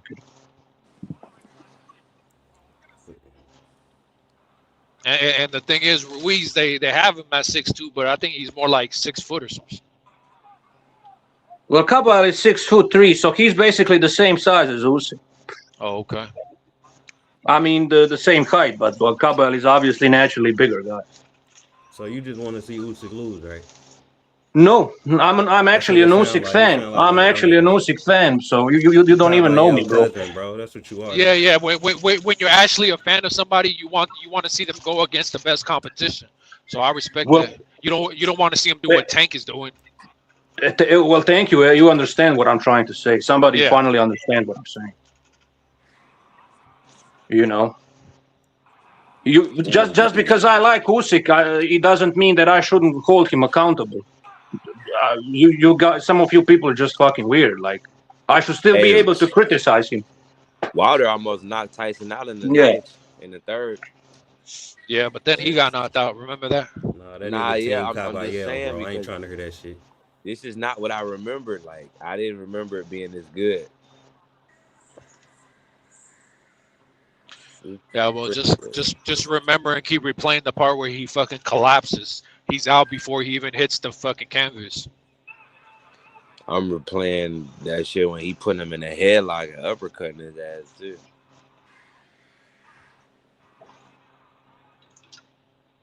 And Caballero is a good cherry picker too, by the way. Like, we know how he been winning his fights, nigga. Them shits ain't all been legit like y'all want to act like. It was legit all by knockout. Nah, What are you saying? Frank Sanchez was fucking injured. Zilli Zhang there we go now. 85 years old, nigga. Yeah, sure, buddy. And Makhmudov was nobody. Yeah, but he wasn't nobody before that fight. He wasn't a nobody before that fight. I remember actually most people. Said is facts. No, you didn't say facts at all. So Frank Sanchez wasn't nothing. So Frank Sanchez wasn't injured. Hey, bro. Who the fuck knows? People lie all the time. People lie all the time. Don't say it ain't facts if you don't know then. Nigga, so that means you just lied. Well, you said that Makhmudov was a nobody. Bro, we got Listen, you said Makhmudov is a nobody, but most people picked him against Caballero. I remember that. Lie like you knew Frank Sanchez was. That's not a lie. That's not a lie. Go do your research first before you answer the question. You said you. Listen, if you want me to be honest, I don't really care if he was injured. That's his problem. It was still an asterisk on your win. Nigga had a fucked up knee. Now you sound like Loma when he was making excuses after that Teofimo loss. Oh, my shoulder. Oh, now you sound like Loma, bro. I ain't making excuses for. Now you sound like Loma. I'm taking credit away from the winner. Remember the memes where Wilder had this fucking arm all in the sling? That was funny. Listen, people get injured all the time. That shouldn't be excuses if we are going to be honest. Like when Joseph Parker beat Zilli Zhang, I said the same thing. So I'm keeping the same energy, nigga. When Parker beat that old ass nigga, I said fuck that win. That nigga's 50 years old. Didn't Ken Norton broke? Didn't Norton broke Ali's jaw? Unlike the rest of you. Norton broke Ali's jaw, and Ali didn't make any excuse. Yeah, I mean, don't listen to this guy because everybody know I'm keeping the same. We were talking about Ruiz Miller, and I brought up how Ruiz broke his hand in the 5th round, and he said, "Nah, regardless, he gassed." And yada yada. It's like, yeah. So there you go. Come on. It's hypocritical. Yeah. No, that wasn't me talking about no Ruiz broke his hand. Oh, yeah. Stop trying to put words in my mouth. Bro, no, he cares about injuries. I didn't even speak on that fight with you, sir. This nigga try to lie again. You stay lying, bro. Back, sir. That was punch. Just play the audio back. Fucking liar. That was punch, stupid. Shout out to my guy, but play the audio back. I ain't say nothing about Ruiz having no fucking injury and no fight, bro. I don't even know about him having an injury. You didn't? Fight. That was news to me. Anyways, play the audio back. So I know I ain't say that. Like I don't know if you know this. I don't know if you know this. You gonna rewind back and go ahead, rewind it back and cook yourself, you idiot. See, you just keep over talking like a woman. But look, I don't smoke weed and drink. That's what you do. Nigga, so I gotta do the same because you don't shut up. Bro, you were doing that the whole time, bro. I don't smoke weed and I don't drink alcohol. So my memory is good. My memory he came on this bitch screaming over us talking about Tank. Drug addicts. He came on this shit mad about Tank. Right. Are we seriously gonna make excuses? About injuries and all that shit. I'm just saying. Ken Norton. I'm just saying. No, listen, Ken Norton. Acting like Ken Norton. Bro. That's all I'm saying. Ken Norton broke Ali's jaw. Ali didn't make any excuses after the fight. He wasn't saying, "Oh, he broke my jaw in the 2nd round. That's why I lost the fight." That's the most stupid shit I ever heard. Frank Sanchez and Zilli Zhang ain't the kings of the heavyweight division like you acting like. That's all I'm saying. They are not kings, but they are credible contenders. They are credible contenders. They were contenders. They are, but bro, you acting like that makes Caballero just head over heels above everybody else. Fuck no, it don't. Where the fuck did I say that? Where the fuck did I say that Agi Caballero is some greatest ever or anything? You said it. You said he got the best chance to beat Usyk based on his I said that exactly. Wins. Stylistically speaking, he does. Stylistically you said speaking. This based on no, I said stylistically speaking. You can rewind. You can rewind back. People remember what I said. Stylistically speaking, he has the best chance. The only thing you said about his style was the body shots. Well, that matters in boxing. Body shots matter. Or you can call it only. You can say it's only, but that only is enough sometimes, you know. Look, I get what you're saying, bro. I'm not even going against what you're saying. Look, the style to beat Usyk, or that Ukrainian style is most likely that Salido body shot style. But I'm trying. Okay. You're missing the point. The Ukrainian weakness is the balls. You got to hit him in the balls too. Oh my God! Yeah, If but he's that's not gonna illegal fight shots. We are dirty, talking if he's like not gonna fight dirty, then it's not gonna work. Salido had to we're get talking real dirty. boxing. I'm not talking dirty We fucking talking shit. real, nigga. That's real boxing. That really happened in the ring. This guy, Salido won the fight off of that but shit, you bro. saying your advice is to go for the nuts, or what are you saying? Go for the nuts. I mean, what a fucking strategy. Andre Ward type of strategy. Yeah, man. That's A lot how of people Salido think got the Andre win. Ward is, bro. Andre Ward don't. But yeah, every time his name gets brought up, man, motherfucker overrated. but should we condone that type of behavior? Is that something to celebrate? Like, you know, hitting people in the nuts, you know, throwing elbows, rabbit punching. Like, seriously, are we gonna pretend that's some amazing technique? Look, Because you it's gotta not. win It's by just any being means dirty. necessary in this game. I mean, I understand yeah? your point, but that's not something to like be to brag about. That's what I'm saying. Like, I understand what you bragging mean. about it, bro. I just said, nigga, that's the only way this nigga winning. So you don't care Well, about Fury so tried you to don't be care about dirty. He drug still cheats. lost. You don't care about drug cheats because you just said you got to win by any means necessary. Well, strategy wise, not fucking cheating wise. I hear you. Nobody, bro. This nigga just wanted. You make I your mean, own world in your head, and you just stuck you in just it. said you got to You win by weird. any means necessary, bro. I don't know what to tell you. Yeah, I did You say said that. that. But I didn't know we was talking about cheating before we fucking said that. You're talking about getting punched in the nuts, nigga. You talking about cheating? No, What are you yeah, saying? drug cheating, stupid. It's the same shit. You might as No, well I just know. I be doing do PEDs not at that take. point. I do not take fucking a blow as serious as I take is taking PEDs, bro. You trying to put two things in the same category like it's the same intentional level. low blows. It's you not might the as well same be doing level, PEDs. bro. Low blowing Intentional low somebody blows. to You win a might fight. as well be doing PEDs. Low blowing somebody to win a fight is not the same level as Bro. taking PEDs, brother. This guy's crazy. Yeah, that's No, not I'm the not same. crazy. That's You not could- the same. You're not thing, killing bro. nobody fucking punching them in the nuts like you can Yeah, that's punching them in not the the brain. same. You could kill Bro, somebody. shut You the could kill fuck somebody up, by bro. punching them in the nuts. What are you And talking I was about? joking at that. Like I was just joking, my saying that's the only way he win the fight because I don't think he's gonna win. It was a joke, and you taking it all serious. You and could shit. kill his future Shut your babies and goofy shit. ass up, nigga. Getting mad. Yeah, I hear you. You just kill all his future kids. Nigga, I don't care. Nigga ain't my bloodline. See what I'm talking about? This guy's just a scumbag, man. I told you from the beginning when we started talking. You guys are funny, bro. I think Yeah, angry is just trolling sometimes. No way. that care about fighters' health. You like them boring ass Shakur fighters because you niggas want to see everybody Me? leave No, healthy. Come on, bro. You know me, brother. You know me, brother. Come on. I respect Shakur for unifying and doing what he's doing in his division. I Yeah. don't know what to tell you.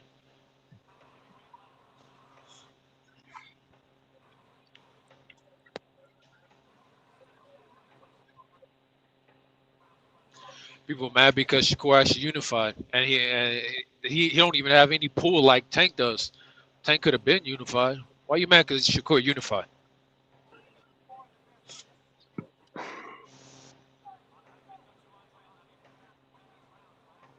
Yeah, but the thing about Tank is, bro, he's actually exciting to watch. I kind of like watching Tank, but I just can't get over his resume. I just can't get over his resume. What do it matter if you unify when your resume more trash than the guy that didn't unify? Like you I can't said, fool bro, the fans hold with the on, paper accomplishments. Like- hey, like- look, you like- can't like- fool like a I hardcore. You can't fool a hardcore with the paper accomplishments. Wait, hold on. But a hardcore would know that Rolly went on and took a loss after Tank. Ryan took a loss after Tank. Barrios took a loss after Paper Tank. accomplishments. Pitbull took a loss after Tank. Roach still got another draw after Tank. So the resume is like. Okay, and what the fuck happened to Jamel Herring? What the is fuck the happened resume? to Jamel Herring, huh? What the fuck happened to Oscar Valdez? Bro, like you nigga, really shut bringing up bro. Jamel Herring, bro? You can say the same shit about Shakur. You niggas just some haters. I don't really hate Tank Davis at all, bro. Hey man, I kind of feel like he's waste of talent. Like I like I watching- think I like he's watching seriously Tank. talented. Yeah. Go ahead, bro. Go ahead. Yeah. No, yeah, I was just saying I like watching him, but you know, I've paid for all his pay-per-view events, but you know, that's besides the point. That I'm like, damn, you could be unifying, you could be doing something in boxing, but I guess you know, it's an exciting fight. What else could you do? Bro, you niggas act like unifying automatically makes the fight good. It don't. Nobody gave Yeah, a but fuck about Ennis and Yeah, but Stadionis you, but apparently, because everybody's still saying Boots ain't but shit. but but it, but So it's unifying ain't the it's stats unifying and don't just make everything it's better, bro. stats So stop pushing that to the fans like it's that's the stats goal in boxing. it's that Fight good fighters. it's That's what stats you in do.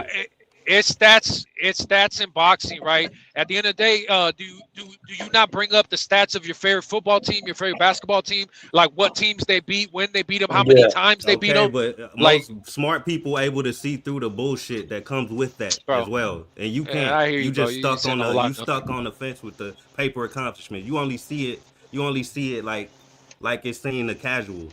You don't see through none of this shit. but You don't see no context. But that's important, bro. I mean, what's the point then? I mean, the point is to be undisputed and I don't fight know. all the best competition I in don't your know. Ask division. Crawford. He said the fucking belts don't matter, and you niggas was agreeing with him for the past 2 weeks. So Yeah, I don't right. know. I don't know Not how you me. niggas all over the place. I understand. I don't Niggas I, think change I every me. agree day. with anything, but whatever. I Everybody don't think I I don't, agree with can anything. be yeah, experts. I don't agree with that. Every time I get on here, I keep telling people to give me Bud's address because I'm sending cops to his door for that stolen property. The Oh no, fuck? Yeah, I yeah, remember when you you was said on that. his ass. You on the good side of history. I give you a pass. I thought you was on the wrong side of history. Still looking for his address. Dude, do you guys think that Canelo is still entitled to a rematch? Because I think he honestly deserves it. Yeah, Yeah, because I because Yeah, mean, he didn't have to give Bud a shot in the first place. yeah, He had a exactly. bunch exactly, of options. exactly. Yeah, Yeah, He had a Bud bunch is of big ridiculous bag with that options. rematch shit. Man. He could have exactly. just I fought agree. Jake I agree Paul with that. and got that 90 million. He runs away from everybody after he get what they want from him. Y'all realize that? He ran away from Spence rematch, Yeah, I ran mean away from he's Canelo. he's never He ran defended away from undisputed. Mauricio. He ran away from Mauricio when he got what he wanted. Yeah. The people Yeah, forgetting Turkey asked Bud, don't retire. When he was on that little workout thing right before the fight, he said, don't retire. And then Oh, what did you Bud right, do? bro. You right. Nigga went ahead and retired. yeah. Bud's never defended undisputed, man.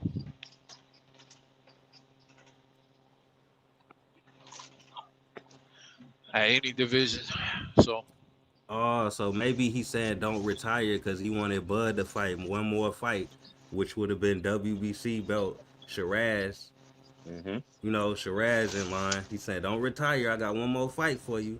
And then this nigga Bud fucks over both of them, Turkey and Mauricio, by dropping the belt and retiring. Is that what just yeah, happened, bro? Yeah. yeah. Is that what What a just happened? scumbag. Yeah, that's what he did. He did not He want to told him. fight Shiraz. He told him I'm not No, retiring, but he did. Scumbag. no, but I didn't think about the retiring comment from Turkey because that mean he might have. I didn't think about him fucking over Turkey with this whole situation. I thought it was You Turkey guys think telling he him to really do this. retired? I think he's just baiting promoters. I don't think he really retired, to be honest. No, As soon yeah, as promoters, he yeah, just wants more money, but exactly. He but that's old enough. besides the point. That's besides the point that he hasn't paid Mauricio. Like, look, man, I've broken this shit down before. He has a special edition purple belt that was specially made for that fight that they said is worth 155,000. It's 24 karat, right? And then on top of that, he got a fucking that special edition Super Bowl fucking WBC ring. So he has both of those things at his house, and he's refusing to pay the money like that he promised he would pay. So what the fuck? It's disgusting, man. They're gonna Yeah, do him like it's P money. Diddy down the It's a line. money thing. It's a money thing. I don't think Crawford is ducking Canelo. It's a money thing. Like the Roger that in the chat wrote. What he wrote is right. Hey, do you think Bivol ducking? But didn't Bivol just duck like the rematch with Beterbiev? I mean, No, according to Better I miss Beef, that. What happened? Can you inform me? I I missed it. What gotta. happened? Anybody else remember exactly what yeah. happened? Because I don't. Better Beef is saying, look, this is what happened, right? They were supposed to do the rematch with Turkey, and then Better Beef actually got in contact with Turkey and said, "Look, we have somebody in Russia that is actually going to pay for the fight." And then Turkey said, "Okay, that's fine. If they'll pay for the fight, that's cool." Because look, I'm getting all this information from the Boxing Voice. Like Turkey was on the panel and talking to Ness and them, right? And he said they told me they had somebody in Russia who was going to pay for the fight, and Turkey said, better for me. I did not even want to pay for the third fight, right? So he left it up to them. Okay, you have somebody in Russia who's going to pay for the fight, cool. But then come to find out, all of a sudden the guy's not paying for the fight. But then out of nowhere, I guess the guy comes back and says that yes, he'll pay for the fight. And now Bivol's saying that he doesn't want the fight, that he needs time to recover from his surgery, and that he would like probably take a tune-up before anything. So I don't know. But is he really like injured, or that just excuses? I mean, he did have surgery. So Oh, okay, then I kind of understand, but still, a lot of people like to pretend that Bivol didn't duck Betterby. Like he ducked him for years before the first fight. Bivol ducked Betterby for a lot of years, 7 years, and you can find the old articles. Man, what a bitch! Yeah, you can find the old articles. Betterby called him out on numerous occasions, but Bivol was ducking him, and he was waiting for this man to get older and to slow down. Hey, And wasn't that's a fact. Bivol with Eddie Hearn back then? I don't remember that. Wasn't he? I thought so, yeah. Yeah. So y'all put 2 and 2 together, Boots fans. It's gonna be 7 long years for you niggas waiting. Yeah, but a lot of people don't want to mention that. To be honest, they don't want to talk about how Bivol was basically aging Betterby out for a lot of years. And then when Betterby slowed down a bit, then he decided to fight him like for the first time. So, yeah, man. I guess a lot of people have amnesia. Yeah, but so you do think he ducking now after you heard the situation? Yeah, I mean, if that's true, he's still ducking him, and that's fucking disgusting. So he believes he didn't age him out like enough.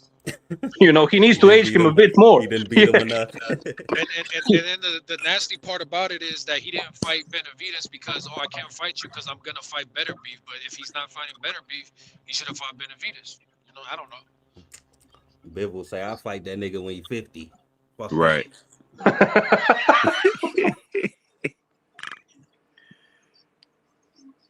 But I mean, still, Better Beef had a great career anyway. But I feel like he could have even greater career if some of these guys wanted to fight him, you know,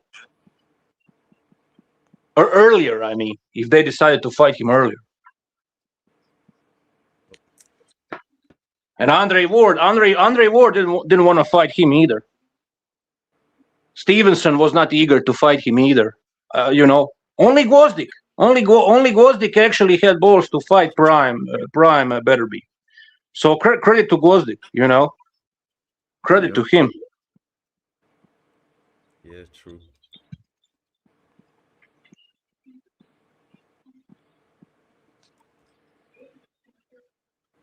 So is Wilder supposed to have a tune-up are these people supposed to have a tune-up first before they fight each other? Or are they going straight into it? Like, is Wilder going to fight Chisora? Or are they going straight into it? Wilder just had a tune-up. That's how much that guy was a bum that you don't even remember that Wilder fought somebody, bro. Nah, I remember, bro. He was on BLK Prime. He fought that taxi cab driver. It was on PBS or some shit on T-Mobile. I don't know what the fuck it was on. Yeah. But when Inoue fight somebody like that, y'all love it. Hey, I was happy for Wilder. I don't really keep up with Inoue. I just know he's doing his thing at the smaller weights. Inoue is gonna fight Nakatani if he beats this Picasso guy. Is he? Yeah, I hope so. Yeah, that's what I heard, and yeah, the Japanese media is saying that, so it must be accurate then. Damn, Jap on Jap Prime. Yep. Hey, but you'll love it if Tank fights Inoue, huh? Brings him up in weight like everybody else. But that'll be a good fight, though, bro. See what I'm talking about? This motherfucker, bro. I mean, well, wait a minute. If they met like at a catch, like not at 135, though, nah, they would have to meet at a catch weight. Who are you guys talking about? Inoue and Tank. If Tank and Anyway met at a catchweight somewhere in the middle, that'd be a pretty decent fight. If they could. They are the same. I don't know if you consider like if your definition of a decent fight is fighting the guy that started as a flyweight, then it's a good fight, I guess. I mean, yeah, I don't even know how much he weighs. Yeah, that was the biggest fight of the fucking the century or whatever. How much did Anyway weigh on his last fight? I really don't know. So while these niggas in the chat quick to it's so much niggas in the chat so quick to type, slow down, gang. What was what was Anyway's weight? Rehydrate to anyway. That's what I'm saying. Like these niggas will come in. It's okay. Anyway, 126. Yeah, if they can meet at a middle ground, maybe. But I don't know where Tank is at. Maybe Tank might be a little out of shape. But you know, who knows? I don't know. I think Inoue is too tiny for Tank. Tank would knock him out. I don't think Tank much bigger than him. Bro, you can look it up. Like Inoue started as a light flyweight. You can look it up. Inoue started as a light flyweight. He's a tiny guy. I would have to see him standing He's next to bulked each up other. a lot since then. I really don't know. A lot.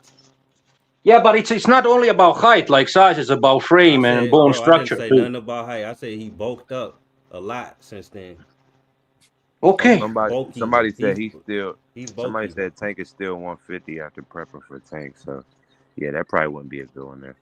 If he kind of got a little big. I mean, look at his recent fights. Like he looks like a midget. Like look against Natty, bro. He looks like a midget. Like there ain't room for Anyway to make put on some pounds though. Like this nigga is in dog shape. He's got an 8-pack at whatever weight he at right now. So you telling me he can't add 10 pounds? And he gonna look like fucking Andy Ruiz all of a sudden? No, he's gonna still look the same, bro. He's gonna still look the same. Trust me. The niggas are strong as fuck where he at right now. If he was chunky or something at 122, then we wouldn't even be discussing this. He's gonna be a lot slower. If they can make the weight, that'll be a good fight. Like make a meat. He's taller than Tank. He is taller than Tank. That do matter. That do fucking matter. No, it doesn't, because Fundora is taller than fucking Benavidez, but does that mean that they should fight? Yeah. By that logic, no, when this Canelo and Crawford matchup came, everybody was talking about height and reach for sure. So let's not act like it don't matter to fans all of a sudden. Let's not do that, man. I think you guys are mixing the taller and the bigger. That's not really the same thing. No, I'm not mixing either. I think he ain't. I don't think Tank is that much bigger than him as far as like bulkiness and shit. And in a way, he probably got the height advantage. I think Tank normalized bringing up and bringing down opponents that his fans don't really give a fuck. They want all the advantages. They don't care. Why are you making it about Tank? Niggas ain't making it about Tank. We making it about Anyway during to be great, bro. Didn't you see Crawford? Didn't you see Crawford versus Canelo? We didn't call Canelo. We ain't say Canelo cherry picking. We said Crawford during to be great. Be more positive. Be more positive, brother. Be more positive. I said Canelo was cherry picking. Yeah, because you're negative. You're negative. We want to see that wasn't no cherry pick. Crawford showed us that it wasn't a cherry pick, didn't he? So now you can go forward. I mean, but that's besides the fact though, because you said, oh, no, it's not. You didn't say that it was a cherry pick. Crawford changed yes, my I did. outlook on these type of fights. So Yeah, that's why it's relevant. All I'm saying is I did say it was a cherry. You said you didn't say nothing about Canelo. I did. Well, if you called it a cherry, you kept the same energy. Keep it real then. But you still being negative. I'd let to see the fight. I think Crawford should have changed your mind. That's what I'm trying to say. No, I don't think Crawford changed my mind, because at the end of the day, like I said, when it came down to that fight, shout out to the Bud fans because they were right.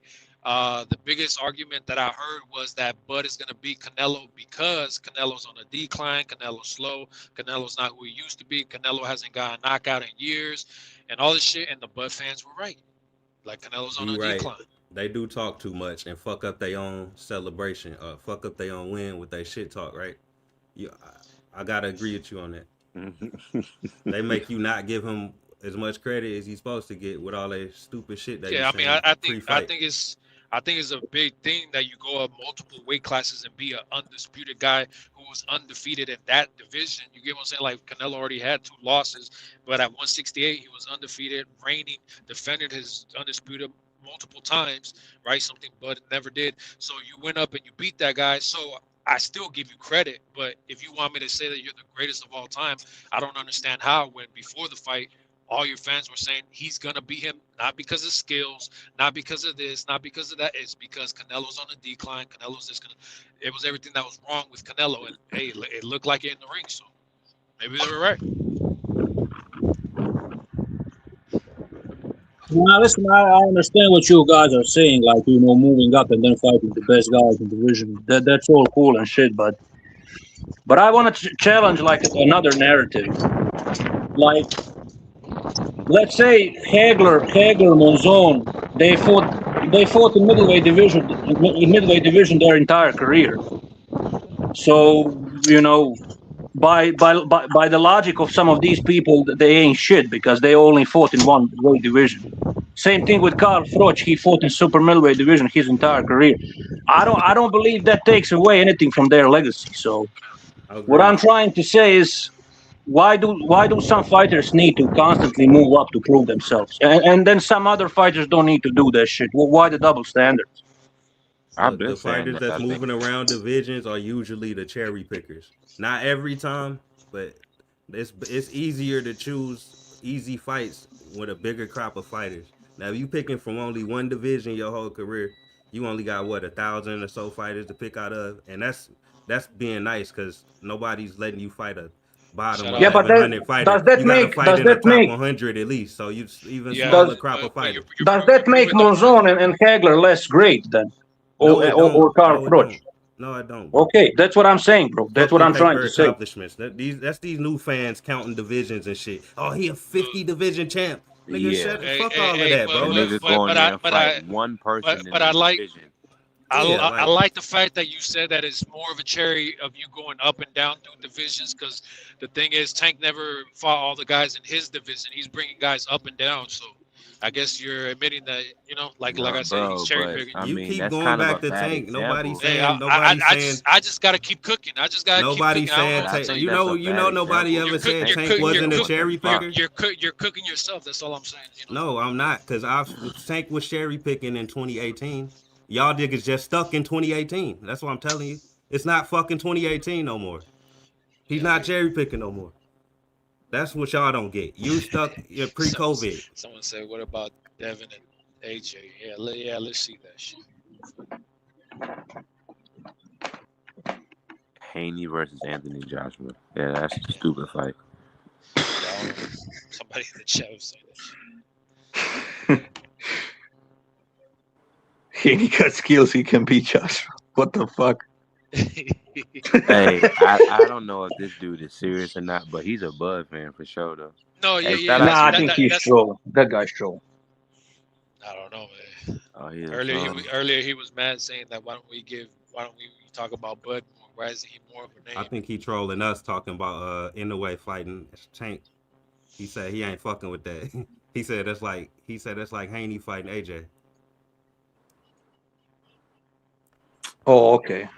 Now I understand context.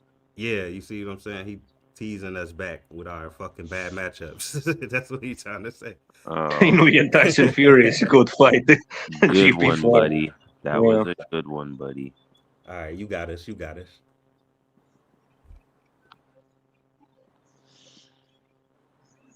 man. Shout out to AJ, though, for saving boxing 2 times. Yeah, that's what I said, bro. The dude, he saved boxing twice, man. We got to give him some respect. Right. AJ is a sick man. He's a sick man, bro. That dude was smiling the whole time. You gotta be fucked up in the head to beat up helpless people. Yeah. And enjoy it. We needed AJ to save boxing. He was smiling and shit. He was smiling the whole time. He'll hug you after he just killed you. Yeah, because he said thank you. Like, you just gave me 90 million, bro. Thank you. Yeah. That shit was diabolical. Eddie and them were lying. They said, look, we already had the Fury fight planned. They said, but if we can make a pit stop and make all this money in between time, why not? Shit, yeah. Quick bag, right? Golly. So y'all buying into this AJ Fury shit? I'm not buying it, man. Hey, they're saying it's going down, man. I want AJ versus Wilder. I honestly prefer AJ Fury. I mean, AJ is gonna fucking knock out Wilder. Or like I you think think, what? yeah. I think I AJ mean, would somebody stop going to Wilder, sleep. I bro. don't care who it is. I mean, No, but you guys don't realize how big it's gonna be in Britain. AJ versus Fury would be like a British fucking war. nah. Yeah, I think But that'll be AJ too Wilder country. worldwide. This is Britain versus America. This country versus Just ask country. Rapstar. Just ask This not Rapstar. Like, regional. This ain't that regional Fury versus AJ shit. This is worldwide. I mean, Jake was just America versus UK. yeah, Puerto Rico versus UK.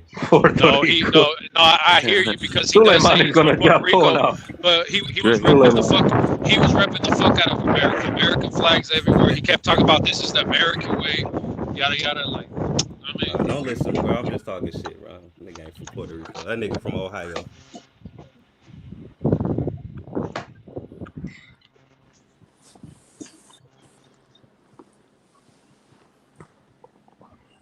yeah, but I think AJ will knock fucking Wilder's the fuck out. Yeah, Why I you think that? man, bro. Cause what? Listen, bro. Just go back to Wilder's last fight. Look at his, and I'm a fan. I'm a fan of Wilder, but I have to keep it real. I don't know about that.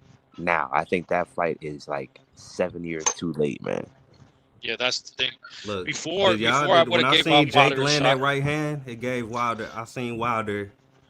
You know, I seen the window for Wilder to land the same fucking thing, bro. Well, you can't let Jake land that shit and think Wilder. Yeah. But at the same time, that was AJ coming in and Jake Paul being a shorter guy, overhanding it. Like it would be a whole different angle with Wilder and AJ. So I don't know. I don't know. I think Jake gave Wilder the blueprint, man. That's all I'm saying. Shit, bro. But gave him the blueprint. What was Wilder gonna do other than try to land the right? That's the blueprint. Man, no, right. It ain't have to be that complicated. Nah, you I'm can't looking at study his that. You last can't fight study right that though. You can really study film and see when Jake let that shot go and try to time that shit at the same time. That will help you. And probably do an uppercut because he already lean in. If you time it and either slip it and uppercut or like throw like an inside, what is it, like an inside lead left hook or something, you can like catch him. If you can time him for sure. Yeah, you said that angle different. I think that angle was kind of like when Wilder hit Spilka, the way Jake hit AJ. Mm-hmm. I don't know, dog. I'm not the person that's betting on AJ Chin in no way, shape, or form in 2025. I'm sorry. It's always gonna be a doubt. That's a fact, especially against like the weight class. Yeah, that's a fact. I mean, just go back and watch the Wilder and Herndon fight. His last fight. Wilder needs to work on his legs, man. I'm gonna keep saying somebody from Wilder team need to fucking. Hey yo, I got some breaking news, bro. I was on the phone with some serious people in boxing. All right, and fuck it. Glazer told me that Canelo Alvarez is exploring WWE for 2026. He's going to be in the WWE as the Mexican Terminator. The Mexican monster. Canelo Alvarez is coming to WWE, people. He gonna fight Rey Mysterio. Well, he's gonna have some big WWE. Remember Mayweather did it? Yeah, you're right. So they now want Canelo to do WWE. What? Fury did it too. Fury did it too. This is normal. This is normal, honestly. He better do it before Crawford. I'm telling you the truth, people. He's with the Undertaker in Mexico right now, and they're just sitting there and they're working out something for him. Hey, the Undertaker, hard. He was my favorite one. Stop playing games, bro. They need the next Mexican Hulk Hogan. You can take Jake, man. You can take Jake over there. Say Mexican Hulk Hogan. Yeah, because you know what's going to happen? Watch this. Jake Paul's brother. Okay, watch this. Jake Paul's brother, Logan Paul, is in WWE right now. And Canelo's coming to take his head off. In WWE. Watch. This whole boxing thing's becoming a circus, bro. All the boxers going to do all them things now. Oh, so you think Canelo's gonna face off against Logan Paul in the WWE rap? Yeah, I can see that being mega. That'll be despicable. That'll be a major event. It would, but man, no, Canelo, don't do that. Not off, Yeah, bro. not off of a Bud loss. Hey, bro, the blueprint's out there, bro. He's doing it. Bro, if we gonna do some shit like that, make sure we know it's fake before we buy into it. We don't want to be tricked. That's the problem. We don't want scripted and rigged shit. Now if it's WWE, we know that's fake. That's cool. Yeah. When you say you be honest. Thanks. Watch, mate, it's happening. Look, Wilder looking good. And Wilder should go in the WWE too, as the Bronze Bomber.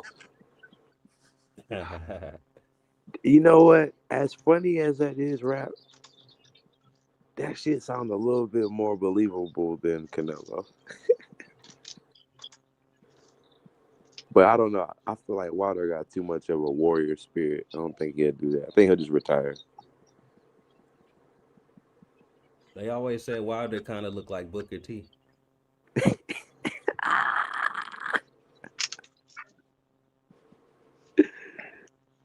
Oh man! Look, I'm looking at his last fight, the one he just had on BLK Prime earlier this year. He's looking all right, but No, he's not, bro. That's a fucking bum. Who's that guy? bruh, I know, bruh. I know. I'm saying he not looking good for Usyk. I'm saying he looking all right, but he ain't looking good for Usyk. Yeah, no, look, I'm not saying he's just complete. Like he'll beat the shit out of any normal person. He'll still beat the shit out of like some of the, you know, like regular, some of the top boxers, but like he's not beating an Usyk, bro. I don't see it. I would give him a like stylistic matchup if he can be on his game. But other than that, technically and skill wise, you know, Usyk, you know, got a lot more skill than I think any opponent Wilder has faced. Of course. Yeah, I mean, look, he fought Ortiz, who was also a southpaw. Ortiz is a good boxer, but he can't move like fucking Usyk can. And guess what? Ortiz was winning those fights until he got knocked out. Both of them.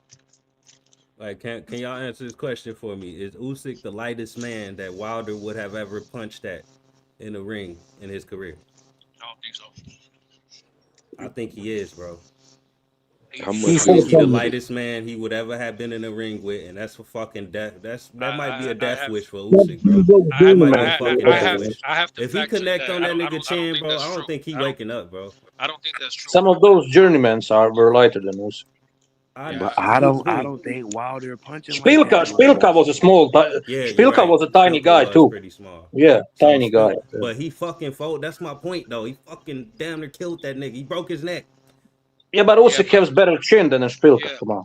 Okay, but you can say that until everybody got a plan. What's the fucking saying? Everybody got a plan till they get punched in the face. Usyk also dropped Fury and he was 280. What'd you say? I said, but Usyk also dropped Fury and he was what, 280? You keep telling me about Usyk. I'm not doubting what Usyk can do. You don't need to bring up Usyk. I already think he gonna win. We fucking trying to hype up the fight. We trying to hype up the fight by thinking Wilder might be able to do something. Don't you get it, bro? You don't need to discuss Usyk. This is an uphill battle. This is an uphill battle for Wilder if he takes this fight. Yeah, we just trying to find a way Wilder can win. Damn it, like Usyk already. Yeah, I get you guys. You guys are trying to make it more interesting. I get what you're saying, but I don't know. Listen, I just don't see. I just don't see this fight. I'm just saying, if it land, what y'all think gonna happen? Usyk just gonna stand up to it? Probably. Well, I don't know, man. That's we what need I'm to see. saying. That's what I'm saying. Be the lightest guy. I don't. Yeah, but I don't think it's the same way I am because he didn't put out Zhang with it and he landed. True. That's just what I wanted to say. You read my mind. That's what I keep telling you. Zhang is like 280 pounds, and Usyk not, bro. He's 220. It's like, but Usyk has a better chin than Zhang, to be honest. I mean, but shit, Zhang is like a tank, though, bro. I mean, just because he is bigger, that doesn't mean he has a better chin. Usyk, maybe we need to see Usyk versus Zhang first. I mean, look at the history. Like the guys with one of the best chins were small guys. Guys like Holyfield, guys like Mike Tyson. they had fucking iron chins, you know, even when they fought against bigger guys, especially Holyfield. So I really think Usyk has better chin than Zayn. Just because this guy weighs almost 300 pounds, that doesn't mean his chin is better. Y'all finna figure this out right now, bro. Look, Wilder all these niggas that Wilder went on that knockout streak with, they was all under 230 pounds. Y'all realize that? Bro, he knocked out Brazil. Brazil was I like... didn't know that until looking at it now. The only fighters he lost to was huge. I mean, hold on. I'm looking at the wrong. What are you talking about? I'm looking at the Parker was not huge. Come on. No, Wilder. No, some Wilder of these niggas was big, bro. I'm looking at the wrong side. Spilka was 230. Spilka was 233, bro. You said he was some tiny guy. You said he was some tiny guy. He's bigger than Usyk. Them right hands was Yeah, but I think Spilka had some fights in cruiserweights. That's why I said that. I know why I said that, bro. By 6 pounds, Usyk's like 226, man. Like, what do you? Yeah, right. He like 220. Yeah. Nah, I mean, listen, size plays a role, but let's not act like that's everything in boxing, you know, because otherwise Usyk would never beat either Fury or Joshua or Daniel Dubois. I mean, who you think? It's like, all right, you think a fucking 5-year-old survived Wilder punch better than a grown man? No, come on, now you're going to the extremes. Now you're going to the extremes. Come on, bro. Have you guys? Well, I gotta be for y'all niggas act like y'all want to understand. No, I understand what you're saying, but go ahead. I'm not gonna cut you off. Go ahead. Have you guys been watching the WBC Grand Prix? Like, you guys do know the guy who just won that heavyweight. Like, he's always been a light heavyweight and a cruiser, and they didn't have cruiser. They didn't have cruiser for the tournament, so he was weighing in the heaviest at 201. Won the tournament at 201. Yeah, there you go, bro. You said who was in what tournament at 201? The Grand Prix, the WBC, the shit that. Oh, you talking about Ramirez who won the heavyweight? Yeah, bro, you keep telling me the small guys can be bigger guys. That's not my concern. Why you keep flipping it around? Hey, because you're talking about. I'm not saying Usyk can't beat him, bro. Get that out of your mind. No, but you're saying can he take the punch because he's smaller? I'm telling you that small guys can take punches. Yeah, I'm not saying and I even mentioned some small guys. I'm talking about probabilities and shit. You talking about can and can't. I'm talking about probability. You know, everything. I mean, look at the guys with like the glassiest chin in the heavyweight history. They were all kind of big guys, you know. Vladimir Klitschko, Joshua, glass chin. You can even make Leonard Lewis had a special chin. He was How old is Usyk though? Is a question. Yeah, almost 40, 48. Yeah, you said 38. I think so. Yeah. So Wilder, they're about the same age. Yeah, I mean, maybe his chin might be, their chins might be around the same about this time if he get lined up correctly. Right, man. These boxing fans just be trying to overcomplicate shit. Like it's that complicated. Has Usyk faced the hardest puncher in boxing before fighting Wilder? No. Wilder is the best fucking puncher of this generation. If me questioning if Usyk can take Wilder's punch is not nothing crazy. You niggas shouldn't even be acting all confused and like. This is a valid question. This is the biggest fucking puncher we've seen in heavyweight in the past 10 years. Don't do it. I hear you, but let's not overcomplicate it then. How many times has Usyk been knocked out? Okay, end of story. Get the fuck out of here. How many times has he fought the biggest puncher in boxing? Yeah, the same fucking number. I mean, he fought Fury twice. He fought AJ twice. What are you talking about, bro? You keep talking about other people. When we talking about the people we talking about, Wilder's the biggest fucking puncher in the past 10 years. You just said how many big punches has he knocked? How many big punches? You said that. You just said that. What the fuck? Bro, I said, has he faced the biggest puncher in boxing? How many times has he faced him? 0 times. So it's a valid question to ask if he can take Wilder's power. Faced him and knocked him out twice. That's all I'm telling you, bro. Fury is not known as like the it's a biggest crazy puncher, question. though. Fury is not known as a big puncher, though, bro. Right. Yeah, Okay, but he knocked out Joshua and Wilder Dubois twice. are known as big You know, like punchers. they're heavyweights, so they're Joshua and gonna have Dubois are power. known as big punchers. I'm not saying they hit harder than Wilder. I'm not saying they hit harder than Wilder, but they Wilder are is also hard known punchers. as a big puncher, knockout artist, put you in a coffin when he hits you with that. Yeah, but that doesn't mean that all of a sudden he's just gonna hurt Usyk because he's the hardest puncher. I mean, look at the historic. We're Yeah, just saying it's a greater probability. It's a big chance. I mean, there is People acting like probability. it's Like not a big. People acting like it's just It's not a like y'all chance. getting there all is no. fucking I'm weird. not Y'all acting getting like all there is weird no. about There is nigga probability. questioning if Usyk can take his power right on the chin, bro. And I that ain't believe no he crazy can. question. I believe It's he can. simple as that. I believe he can. There you go. It doesn't need to be complicated. I believe he can take Wilder's punch. I think Usyk gonna know how to get out of the way of his punch. I don't think he gonna be just taking his punch. I I think don't Usyk think gonna Usyk be. taking that punch better than Fury did, and Fury went down 4 times. I'm Yeah, sorry. I I don't it think he taking lands. that punch like Zhang did. Yeah, if I'm it's sorry. landing, I don't think he's gonna take it. But I think Usyk gonna be getting out the way of it. That's gonna be his main thing, is Yeah, to the stay funny away thing from it. is, Zhang and Fury were knocked down way more times than Usyk. Usyk was never knocked down in his professional career, from what I know. Usyk Yeah, better knock true. Wilder Not out true. early. Yeah, not true. The longer the fight go, the more chance there is that Wilder's punching chances. Bro, Fury was knocked down by Cunningham. No, just a second, bro. Just a second, bro. Fury was knocked down by a feather-fisted cruiserweight, Steve Cunningham. And that's a fact. That's not my opinion. That's a fucking fact. Can you imagine Usyk getting knocked down by Steve Cunningham? I can't even imagine that shit happening. So why do you guys even think that Fury somehow has better chin than Usyk? Based on what? Based on your fairy tales? Yeah. What? Francis Ngannou dropped fucking Exactly. Tyson, cracked him. And a second ago, you just said the longer the fight goes, the better it is for Wilder. No, the worse it is for Wilder. Yeah, Usyk because has Wilder better be feet. getting tired. But also, as I saw in the third fight, he was having surges in the 9th and 10th round. So Wilder's still dangerous.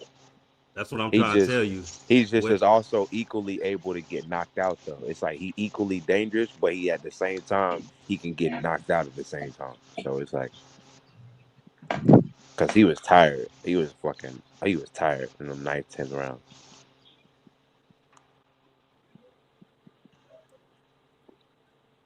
Like, you can even make an argument. You can make an argument that Usyk has better chin than fucking Fury. You can really make that argument.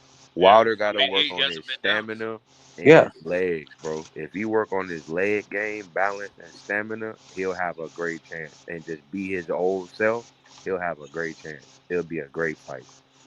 But if he just gonna go into it like we seen on this BLK, this Tyrell Herndon, if he gonna go into it looking like that, he's gonna get trashed.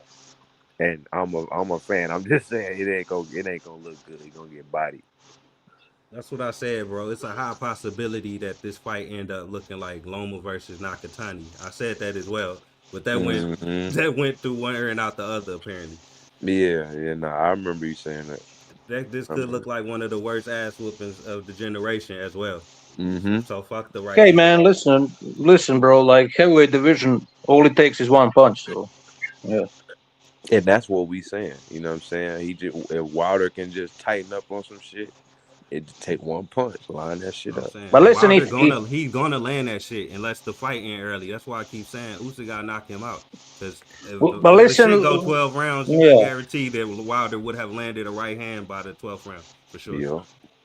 Listen, I don't believe Wilder. I don't believe Wilder stands any chance. But if Wilder does it, like let's say miracle happens, in my opinion, that's going to be one of the biggest upsets in boxing history. I would put it there with Mike Tyson, Buster Douglas, Sanders versus Vladimir Klitschko, and Lennox Lewis versus Oliver McCall. I would put it in that league. Yeah, no, you're right. It would be an upset. It'd be the biggest upset because nobody expecting this shit. Yeah. Nobody is really expecting Wilder. No, I would say it's in the same league, but Mike Tyson and Buster is probably the biggest upset in history. So I agree with you there. But. You feel like that would be the same thing if Wilder was in his prime? No, but listen this thing, bro. At least Buster Douglas wasn't washed up when he fought Mike Tyson. Like he was not perceived as washed up. He was perceived as a guy that doesn't stand any chance against Mike Tyson, but he wasn't perceived as a washed up guy. But Wilder is literally perceived by the public as a washed up guy now, So if he does that shit, if he knocks out Usyk, that would be fucking huge. Be big, yeah. Huge. You guys don't even realize how huge that would be. Nah, you know. I mean, sure, we saying the same thing though.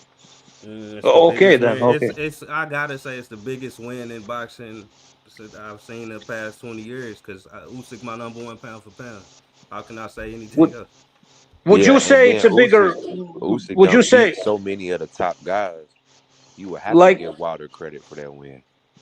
Yeah, he gets the credit. He gets the credit from me too. But like, would you guys say if that upset happens, like, would you guys say that would be bigger upset than Sanders versus Vladimir Klitschko?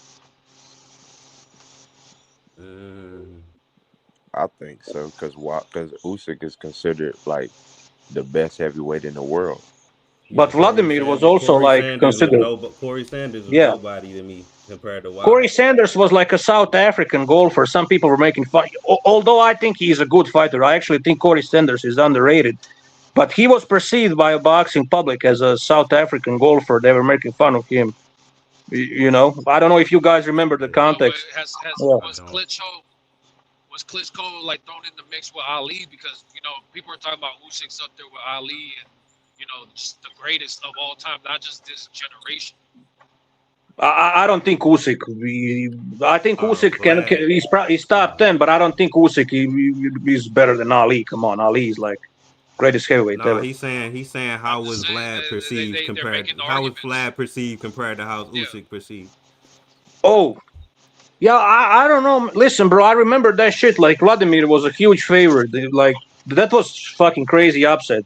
That's all I remember. Because what I'm saying is Klitschko's a huge guy. So for Usyk to be doing what he's doing is considered greater, especially because he's undisputed 2 weight classes, and he's beating all the top guys. Like. Oh yeah, I agree. Usyk is greater than Vladimir. I agree with that.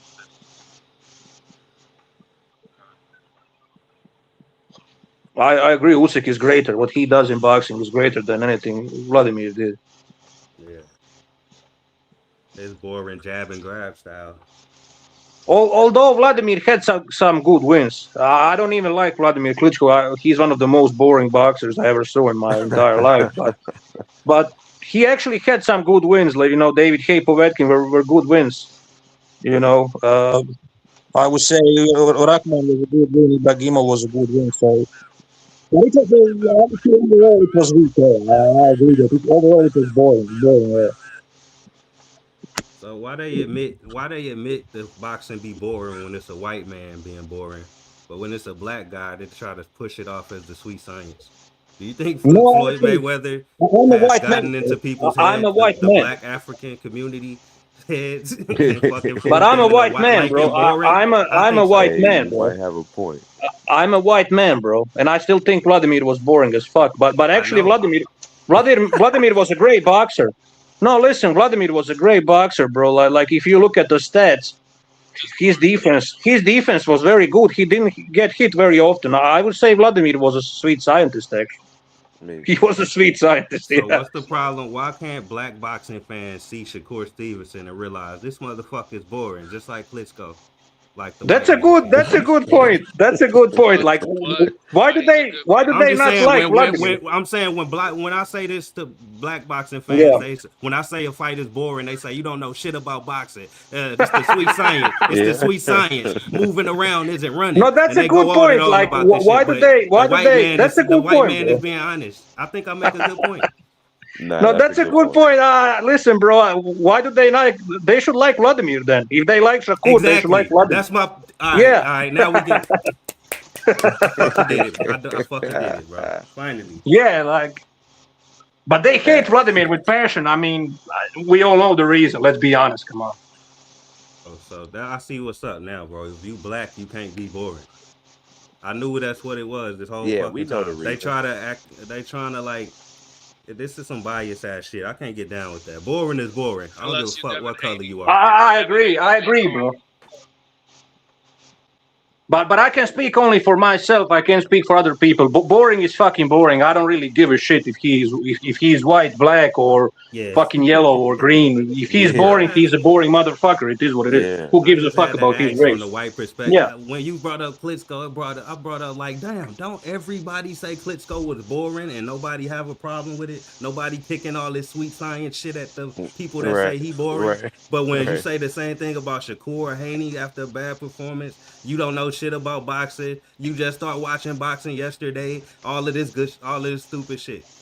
I'm gonna say even something more controversial now. I don't know if you guys are gonna agree. Vladimir Klitschko is a better boxer than Shakur Stevens. 100%. There you go. Yeah, but some people in the chat are not gonna be very happy about it.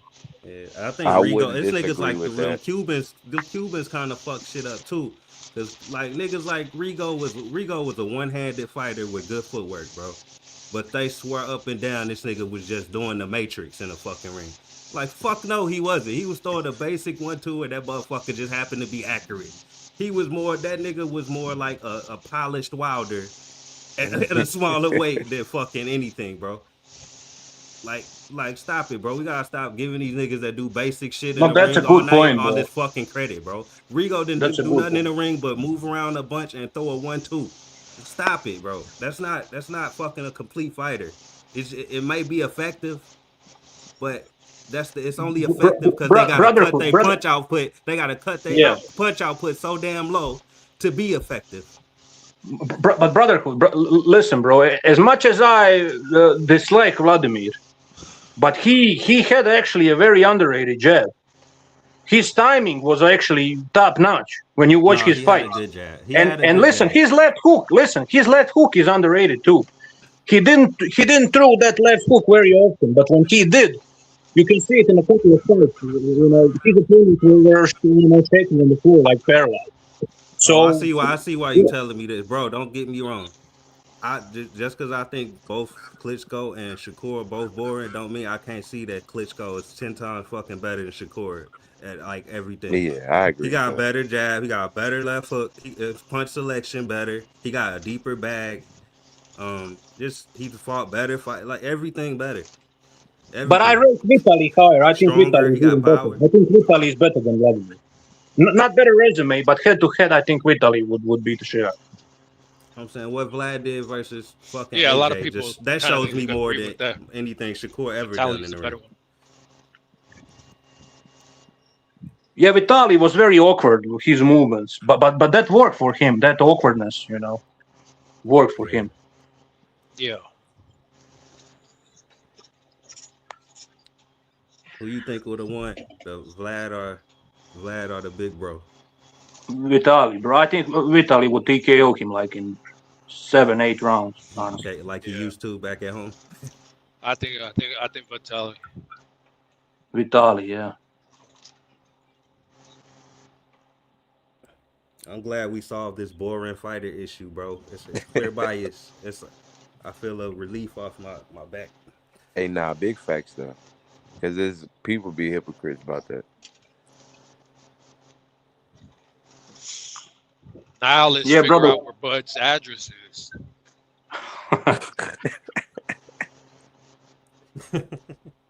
That shit in Dubai now.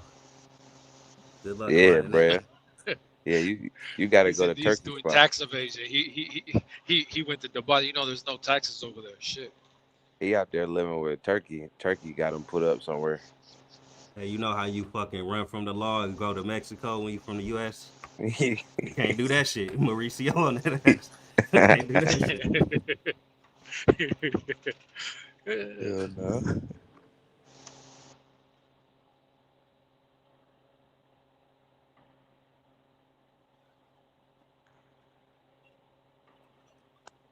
Yeah, this is so funny. The thing you brought up, brotherhood, it's funny, but it's so fucking true.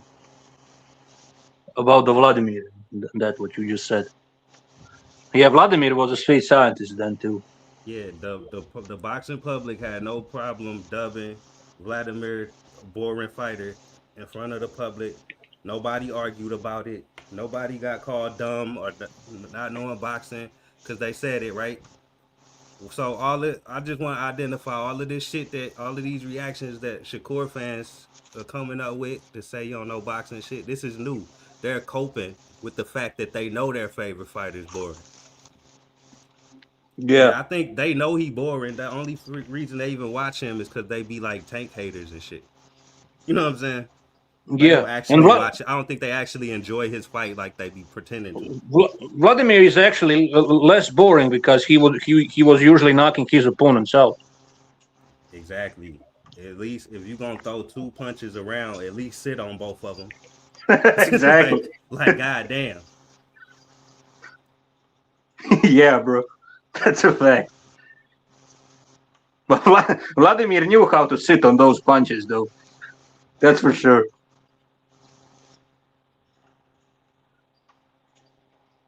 Yeah, cause Shakur is like a walking eye roll, bro. This nigga just he get under my skin, bro.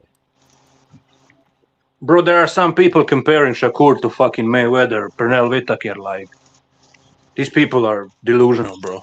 And I'm seeing that on every social media. That's what I was trying to tell you earlier. It's just a bunch of Floyd fans that's like moved over to the next slickest boxer in America, and they think that anybody who's just slick and move around a lot is Floyd. Because the thing they say, the thing they say about all of these fighters is it's hit, not get hit. It's not called brawl until you fall or whatever the fuck you saying. Yeah, Shakur's defense is not the same type of defense. Shakur is in and out from the pocket. Like, he pulls back. You get what I'm saying? Like, Floyd, of course, he pulled back too, but Floyd was more about staying in the pocket. It's slipping shots. You get what I'm saying? Throwing punches while you're throwing punches. Like, Shakur is on some other, like, he avoids shots. You know what I mean? Like, if that makes any sense, like, it's a whole different defense. So I can't compare the two. I mean, yeah, he fought a little like Floyd, like the 41-year-old Floyd. That's the problem. We don't want to see that shit. We was tired of him by then.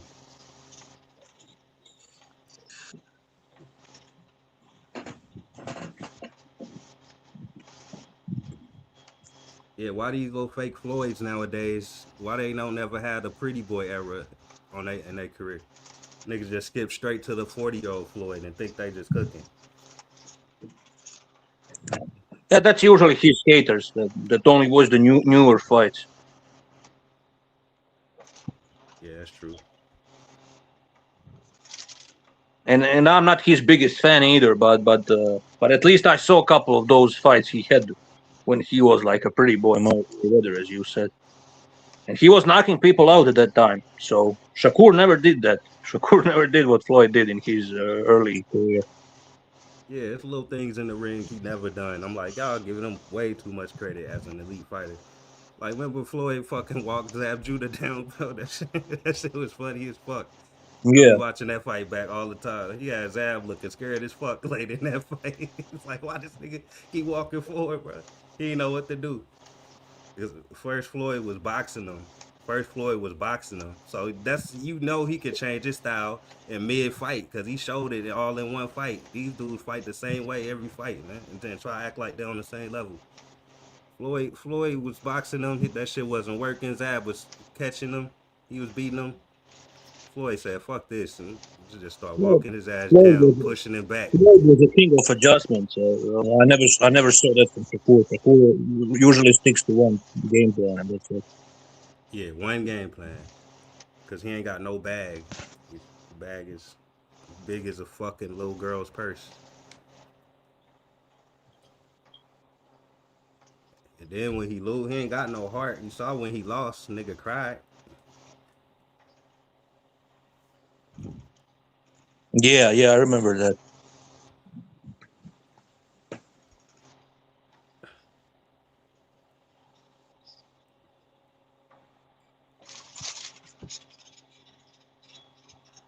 Yeah, we gonna get off of him though. I'm making myself bored thinking about boring fighting.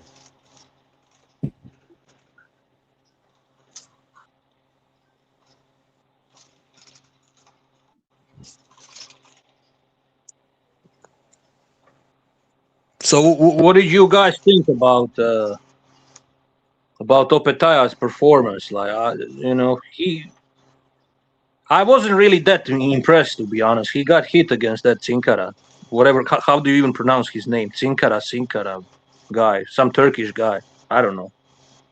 He got hit a lot. Opetaya.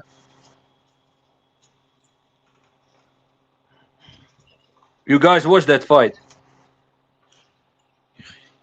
Yeah, but I don't know because Opetaya obviously was stumbled for a second, but I don't think he was hurt.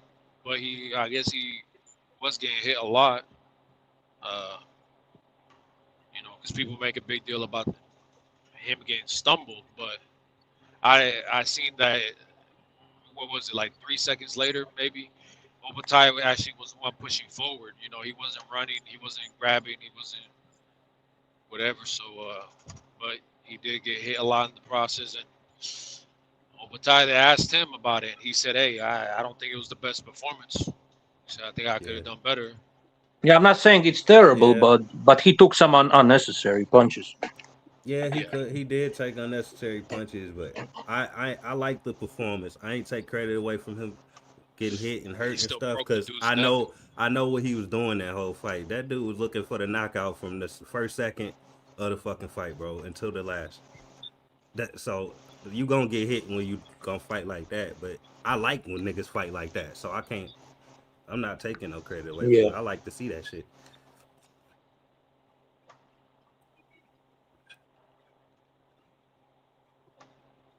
And that Turkish guy was tough. I'm not saying he's good. He's not a good fighter or anything, but he's a tough motherfucker overall. He came to fight there, Yeah, I mean, and high knockout ratio. Yeah. Was jaw hurt pretty badly? I mean, he stumbled, wobbled, but like I said, I give it maybe 3 seconds. 2 seconds he was pushing forward.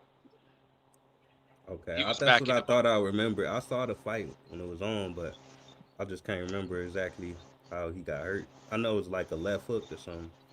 Yeah, like the third round or something. I forget, third, fourth round. Yeah. That was kind of embarrassing, though. That dude just looked like he didn't belong in the ring. But he kind of proved that he did at the same time. I don't know.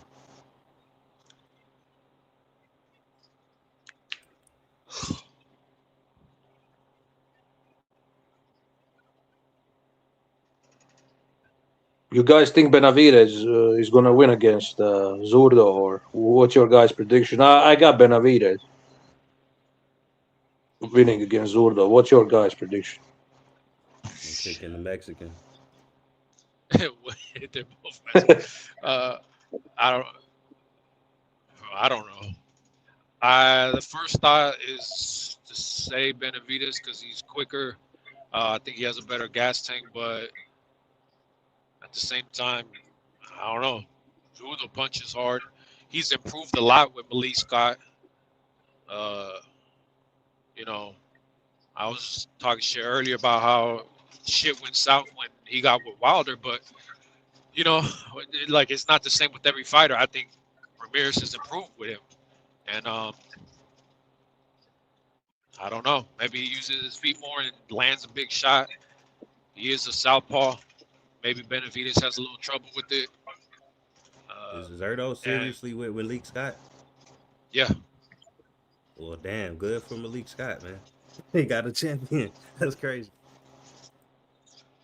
Yeah, I mean, if you've been watching Ramirez's fights, his last 2 fights, he's been using his feet a lot more, slipping a lot more shots. He's looked real good.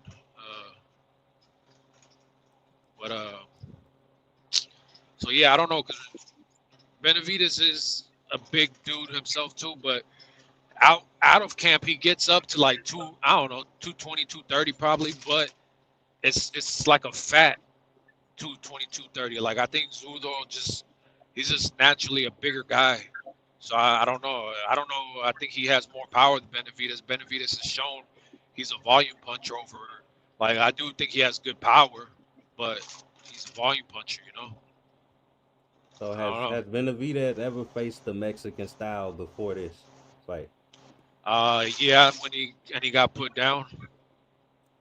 That was the first time he got put down. Gavril fought on Mexican style.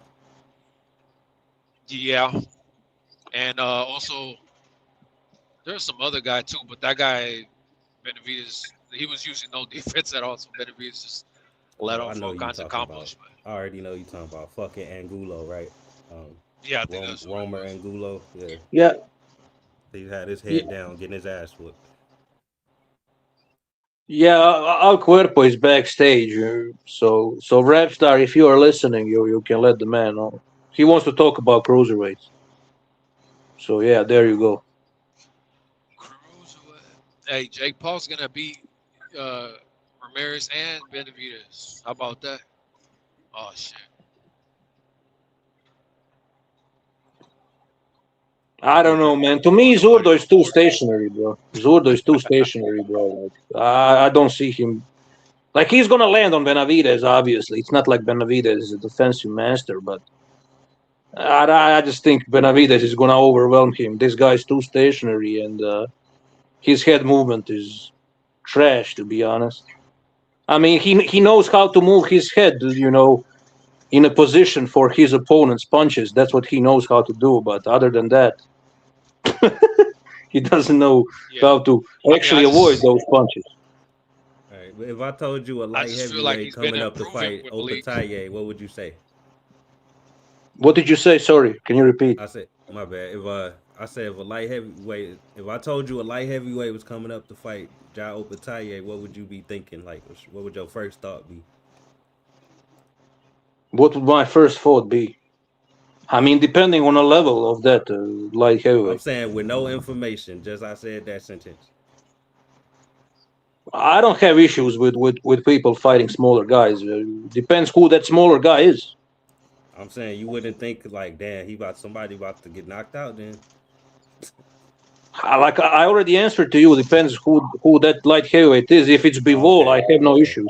I was just making sure. Okay, so that I had to ask to see if like size matter in this fight to you. You know what I'm saying?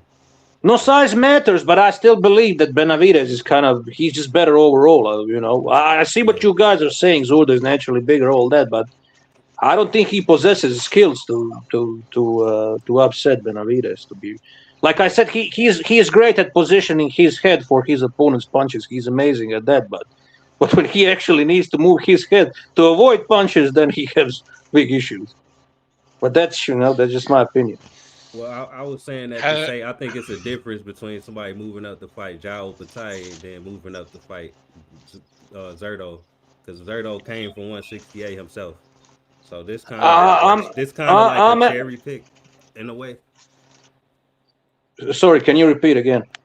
I was saying it's like a kind of a cherry pick in a way. It's like you fighting the one guy that's at cruiserweight that came from fucking 4 weights under cruiserweight or 2 weights under cruiserweight. He came from 168, Zurdo. But didn't they both came? Didn't Benavidez started as a super middleweight too? That's what I'm saying. You picking the one guy that came from your weight because you think that's easiest for you to handle. Ain't that cherry picking type of mentality? I would say that if there were some other like better, naturally bigger cruiserweights, but cruiserweight division. I mean, only Opetaye. Only Opetaye, if you want to say. That's why I was bringing all of that up, bro. That was the point I'm trying to make, saying if a light heavyweight moved up to fight Opetaye, their first thought would probably be different than saying one moving up to fight Zurdo. No, I see what you're saying, but you don't think Benavidez is gonna if Benavidez whoops Zurdo, which I believe he will. You don't think Benavidez is gonna fight Opetaye after that? Fuck no, he gonna cherry pick that one fight and go back down. Nah, I disagree. That Crawford play like Canelo obviously came from 147 early in his career, then moved up to 168. Then Crawford want to fight him at 168 with nobody else. Well, that's why, because we know he came from lower weight. So that's the same thing Benavidez doing with this fight. That's what I think. No, I disagree. I think Benavidez is going to fight Opetaye, to be honest. I don't think he's going to duck him. I think he's going to duck. I think Mirage was actually. I'm not going to say he was completely right, but I would say he was right about 80% of the stuff he was saying. and especially now in a retrospective, I can understand why Canelo didn't want that fight. When I look now, when I look in a retrospective, it's completely understandable why he avoided Benavides. Yeah. I mean, same way that Bud fought Canelo, but when they asked Bomac about fighting Benavides, what did Bomac say? He said, "Fuck no, we ain't fighting Benavides." Hey, Mick in the chat is saying that Benavidez already petitioned to fight Bivol or Beterbiev after Zerto. So I'm right. So you are against those fights, I guess. I'm not against the fight. It's just that that's a cherry pick if you're going up to fight the one guy and don't plan on staying there. Okay. I see what you're saying, but I disagree. I already answered to your question. I said depends who is moving up. And he Depends on the ducking level of fight. Beterbiev right now, honestly. So he kind of aging Beterbiev out a little bit more. But didn't Bivol supposed to fight him? They are supposed to have like a third match. Yeah, but Bivol already ducked. Remember I brought that up to you? Yeah, I understand. That's But why Beterbiev ain't got to fight right now. Beterbiev was like, I would love to fight Benavidez right now because this nigga Bivol ducked me. But now Benavidez then moved up. So it's like they both ducking Beterbiev at the same time right now, just aging the old man out. I mean, I guess you can make that argument, right? I guess you can make it. It's kind of good argument. I ain't gonna lie. Yeah. But that's the thing with Betterby. But that's the thing with Betterby, bro. That's almost like the assessment of his entire career. Like all of these top guys were just, aging him out. It's kind of fucked up, except Gosdick, like I said previously. So yeah. Who just came on the panel? What's up, Brotherhood? What's up, man? Matt. What's up, Hello. man? So I'm right, Mick. Yeah, but if Bivol had, if Benavides had any interest in fighting Bivol, he's already petitioned the WBA to fight Bivol Nick, to come back down and fight. And I'm not against that, but man, it just seems to be doing that what Zurdo's done for his whole career. Just cherry pick fights, and then take the lesser opponents on. He's like following the Zurdo model, in my opinion. Yeah, like Benavidez being moved like damn near like Munguia was, but in a little better way. Like just slightly better. Benavides has better wins, to be honest. Yeah, slightly. I agree with that, but at least Zurdo did try and fight Bivol. But for me, Benavides has got a lot of talent. But man, if he really went what he wanted to fight the best, and he went up and fought Opataya. Yep. But I'll be honest. See if Anthony Joshua didn't knock Jake Paul out the other day, Zurdo would have fought Jake Paul. Zurdo would have petitioned to fight Jake Paul on a voluntary because he was 15th in the rankings. And you can see that happening a mile away.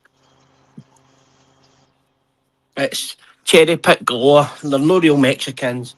They're just pretend. They want to just keep titles, pick up the smaller titles, no defend, and just move on. That's just my opinion. What if Benavidez beat Zurdo and then fight this guy that just beat Badu Jack?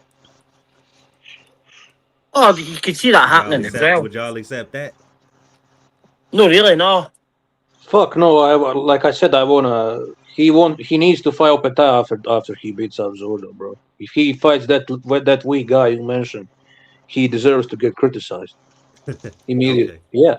Okay. Personally, how do you think about Opataya fighting the guy that beat Badu Jack? Is that just to pick up the other title? Would you see that that's boring. The only other fight available for him? It's boring.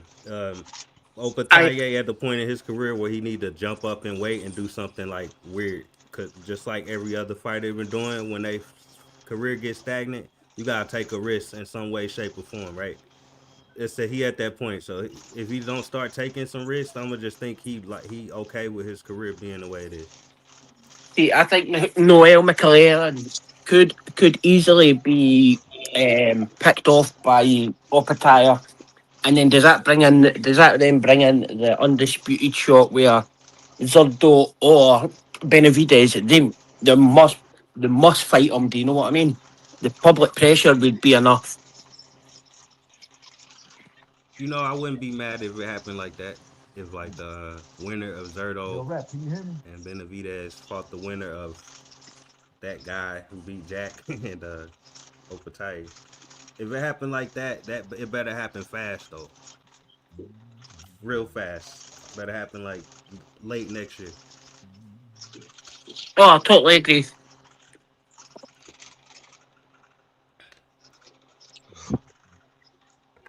Well, how do you guys feel about Benavides' recent performance? Like, let's put resume aside.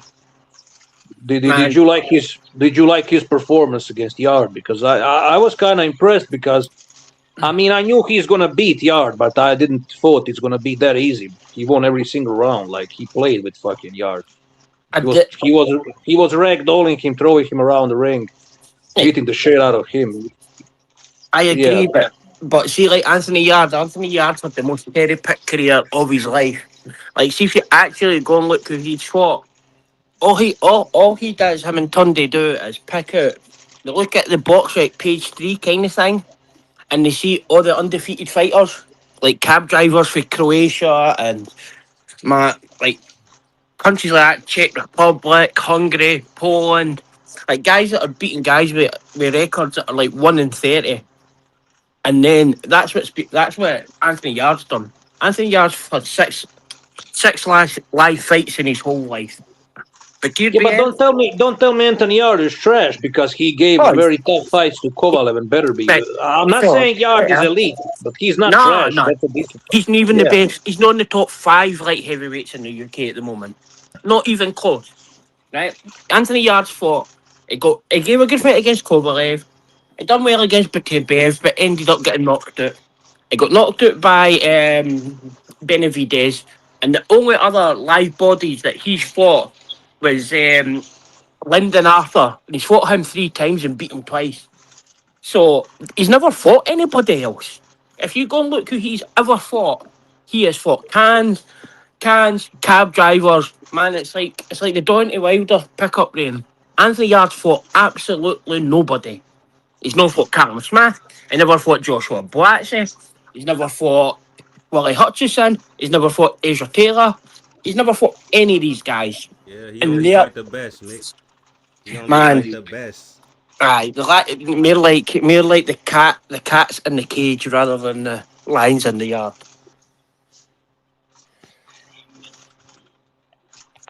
And that's just true. That is just true. That's who Anthony Yard's competition is. Could you name 5 other fighters Anthony Yard's faced? Nah, you already mentioned, like, Lyndon Arthur is like his best win. Like, there's not much to debate. And he's like EBU, European level at best. Yeah, something like that, yeah. No, but still, what I'm trying to say is the way Benavides beat Yard up was more impressive than the way Kovalev or Betterby did it. He won more impressively. I honestly believe Benavides was more impressive against Yard than Betterby and fucking Kovalev. Oh, you know? I don't disagree with that. But we're beating somebody that's Euro level at world level. He's never elite. He'll never be elite as such, yeah. In my opinion, but wouldn't you? Yeah, but come on, Anthony Yard is not exactly Euro level. Come on, bro. If he was like a Euro level, then he wouldn't be competitive against Betterby than Kovalev. You know, Euro level would never be competitive against those guys. Give me a win that he's done that's better than Euro level to make him a world level fighter. No, I know what you're saying, but resume. I'm saying skill wise. At some point he was a top 10 contender, right? That's not the Euro level. Euro level is like lower than top 10 contender in a division. What was he, a top 10 contender because he had one of these WBO international titles and put in the rankings, or the EBU WBO title to put him in the rankings, or was it because he was actually beating guys that was ranked? Okay, yeah, but that's still a resume thing. I'm saying like he was a top 10 at some point. I'm not lying, right? You can check that out. Possibly, but so that's not a Euro level. What I'm trying to say, if you're like a top 10 contender, that's not a Euro level. Then Euro level is like lower than that. He'll never win a world title, ever. No, I agree with that. I'm not saying he's never going to win world title. Obviously, he's not that good. But what I'm trying to say is he was like a top 10 contender. I mean, like at best. That's what I'm trying to say. Top 10 contender at best. So he's not trash then. You say that, but you look at the cruiserweight rankings and Ismail Vidal's in there, and Vidal, right? They're rated 13. They're no world level fighters. Look at it, like they are a European at top level. Conor Ben's right, number 1 at the WBC. He is a Euro level fighter. He is not a world level fighter, and he never has been. I think we have a different definitions of a contender and Euro level, because I think contenders are usually not Euro level. Euro level is like even lower than that. That's like I don't know, almost like a D level of boxers. You understand what I'm saying? Like, for me, a Euro level fighter is somebody that will never become a world champion, and the most they'll ever do is win a European title. That's your definition of Euro level. Okay, I see what you're saying then. No worries.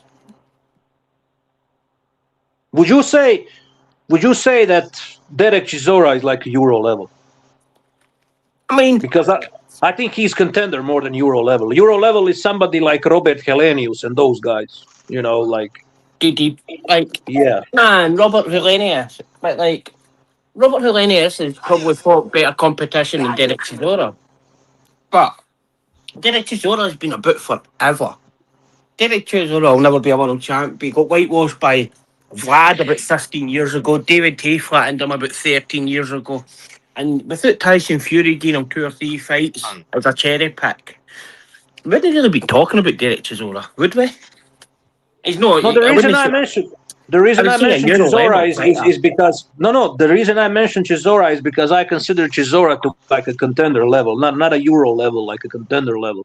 The same way I see Yard, the same way I see Yard, right? I see Yard as a contender in that division, but I don't see him as Euro level because I think Euro level is way lower than contender, than top 10 contender like level. Ted Cheeseman and shit, man. There you go, bro. That's what I'm trying to say. That's what I'm trying to say. Nah, you say that, but like, would you class Derek Chisora compared to like somebody like Alexander Povetkin or Pulev or things like that? Povetkin retired. No, but when did they were in the same era? Where would you Pulev and Chagayev? Would you say they were world level elite fighters?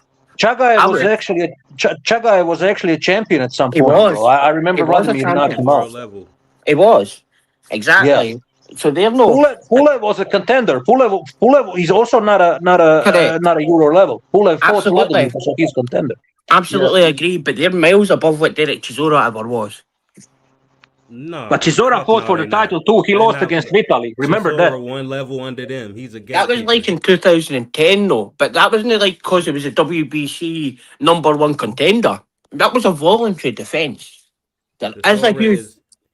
Look, contender right under contender is gatekeeper, and that's Chisora. Yeah, Chisora's only right under gatekeeper is fucking like. What is it? Euro level and shit. Yeah. I would say Chisora's a Euro level, a popular Euro level fighter. Fuck no. Definite. You're not Euro level if you fight in champions. Exactly. That's what I'm trying to say. That's why I don't think Yard is a Euro level. That's why I don't think Yard is a Euro level. You got to be world level to even get in the world, the top 100 rankings. Euro level guys are ranked only in that country. Nah. I disagree. I'd say as somebody that'll never be a world elite fighter, nobody that'll be in, nobody that will be challenging, nobody that will be mandatories, things like that. I see that as a world level fighter. No, if you've been top 20 if you've been top 10, top 5 in your division, you probably a world level fighter. So if you, Exactly, yeah. so does that like make Ricky Burns or somebody like that an elite fighter then? Because he's a 3-weight world champion and he's been rated number one ever. Elite. Wait, No, we are not. We are not saying that they are elite. We are just saying that they are bigger level than Euro level. But you understand? You called Anthony Yard an elite fighter about 5 minutes ago. Elite? You call him elite? No, I didn't. Somebody says that Anthony Yard was at one point an elite. Yard elite? I don't believe I never said he's elite. I didn't say Yard as elite. Come on, you listen to me. I didn't say that. Come on. Mick, he didn't say that shit, bro. I ain't hear that. No, I didn't. I said that he fought like for the title, so obviously he's a contender level. That's what I said. Elite. When you say elite level is fucking, the champions, the better beefs, the fucking elite wolves. Pound for pound list. Yeah. Yeah. Nah. Personally, I think once you like the absolute elite is your Bivol and your Beterbieves, but there's maybe 2 or 3 in each division. That's about it. 2 or 3 elite. Yeah. I guess it depends how you look at it. Yeah. It's more than one. It's more in some divisions than others. I would agree. I want you to continue. I'm going to jump back on the chat. I'm busy now. Peace out. Okay, peace. All right. No, I guess some people define things differently. Like, I understand what Mick is trying to say, but no, I don't think fucking Yard is Euro level. No, that's fucking D class type of fighters.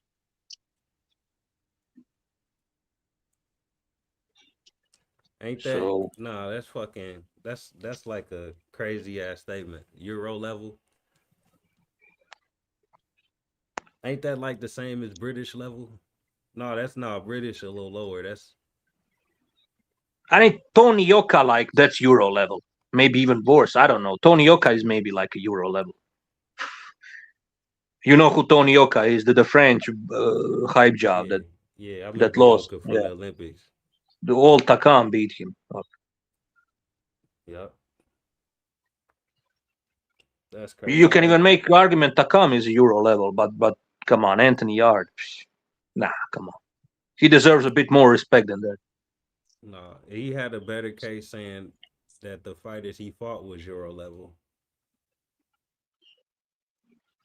You see what I'm saying? Yeah, Al Cuerpo. It ain't Yard himself that's Euro level. He's above Euro level, but he's dispatched of mostly Euro level talent. Yeah, I agree. Yeah, Al Cuerpo, I don't know anything about basketball, so I don't know. Obviously, Michael Jordan is better than fucking Petrovic. Come on.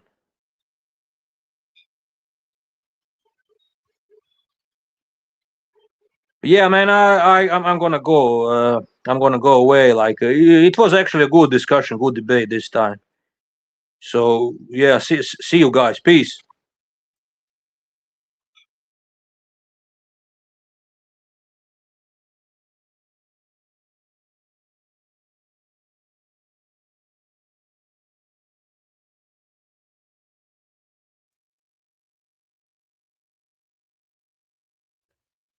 Those guys that Yard beat would never be a British champion.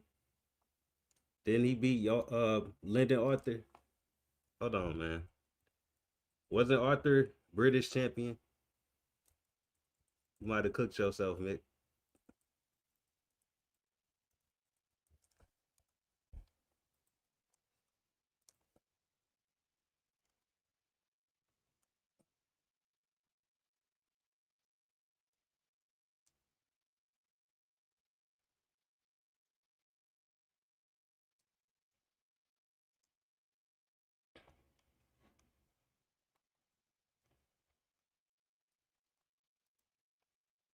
Well, you said they would never be champions, Mick.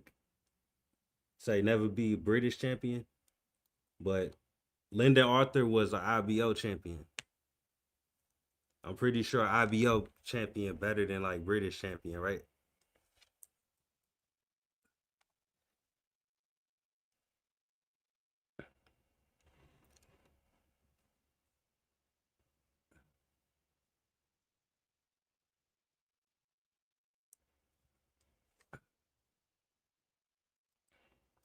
Yeah, you tripping, Mick. You gotta look.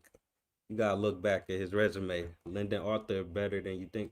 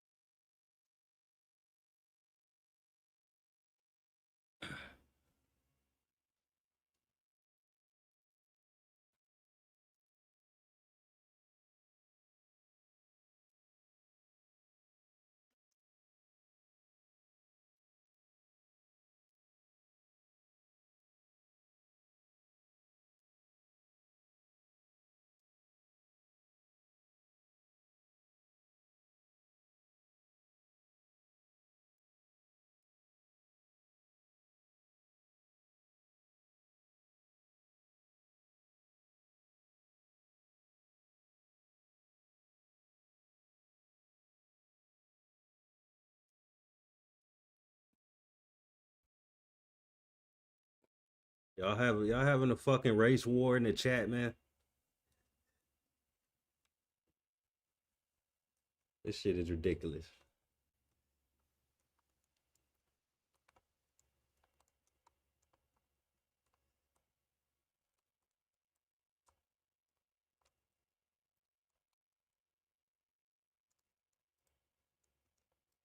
I'm gonna just start rooting for mixed race fighters, man. All you niggas getting on my nerves. All of you. If you ain't mixed, fuck you.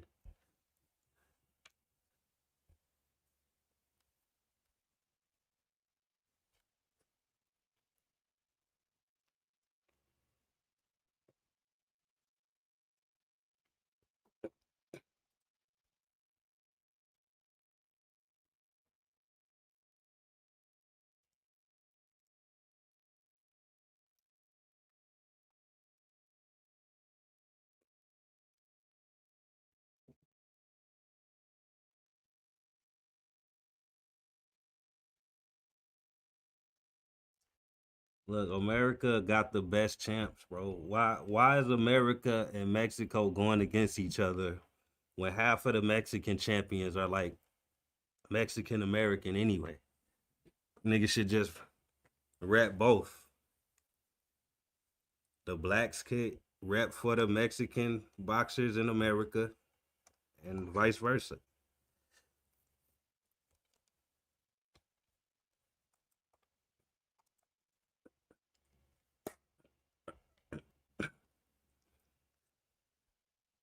I'd hate to be black and Mexican in this fucking country. I would hate that for anybody. Poor Gerald Washington. I hate what he had to go through growing up.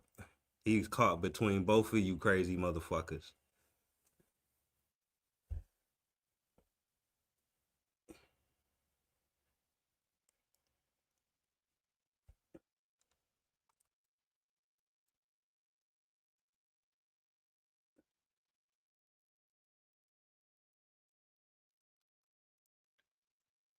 Look, man, the best American fighters are the white man. Now what? Stupid motherfuckers. All this black and Mexican shit. Usyk run boxing.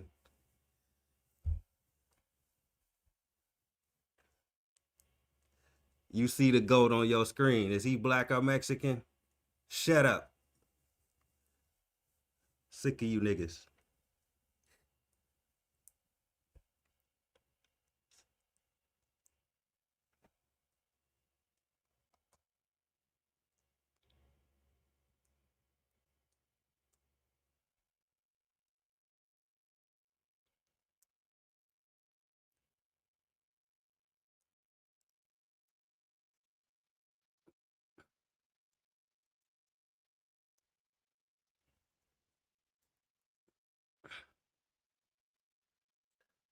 I know black.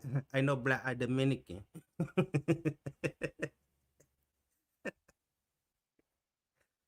I know black poppy.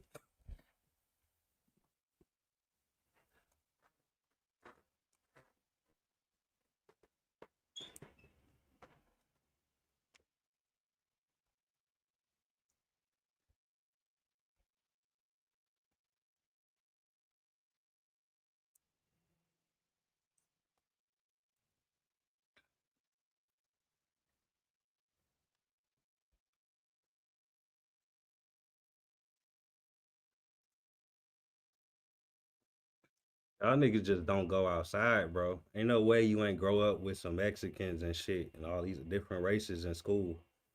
Y'all must have been some lames in school.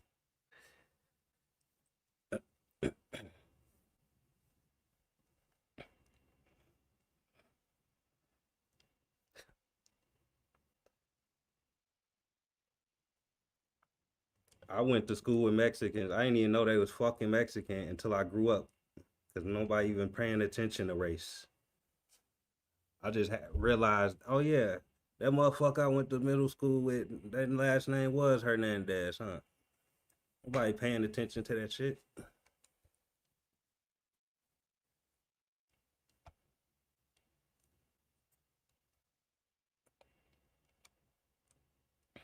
I don't know. I don't know what's wrong with them.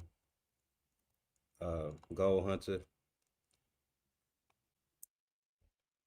Tribalism is crazy in this country.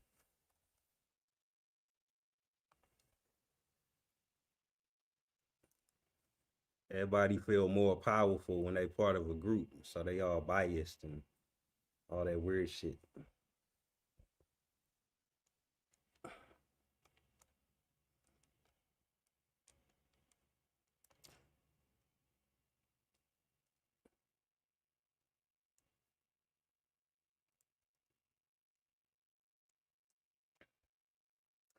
Bro, what are you talking about, Derek? You sitting there being racist and you ain't even right, bro. We got a lot of black champions, honestly. We got Lamont Roach, Tank, Shakur, Haney. We had Brian Norman. Charlo never lost his belts at 154. He still count. We had Stephen Fulton, but he just got whooped by our other brother, Oshaki. Black boxing is thriving. So is Mexican. Y'all niggas just need to stop hating, bro.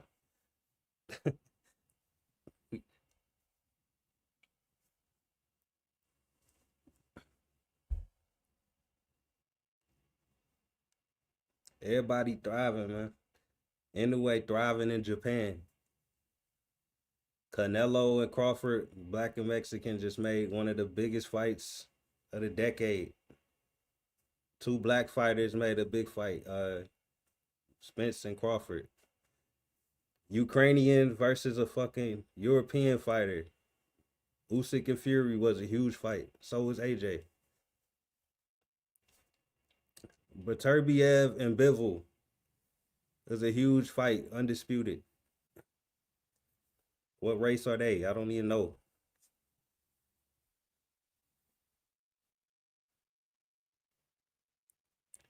I mean, even Puerto Rico in this bitch, man. Puerto Rico. Berlanga got the Canelo fight. Jake Paul, Puerto Rican, he got an AJ fight. Amanda Serrano, Katie Taylor on Netflix. Like, come on, man. You can say something good about every country if you try to. Straight up.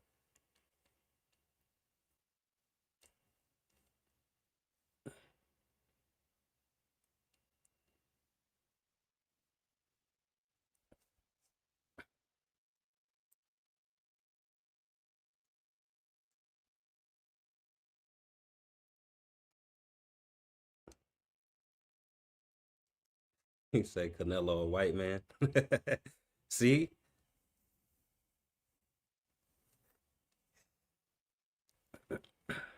If Canelo white, that changes a lot of history. Why the fuck is he fighting on Cinco de Mayo then?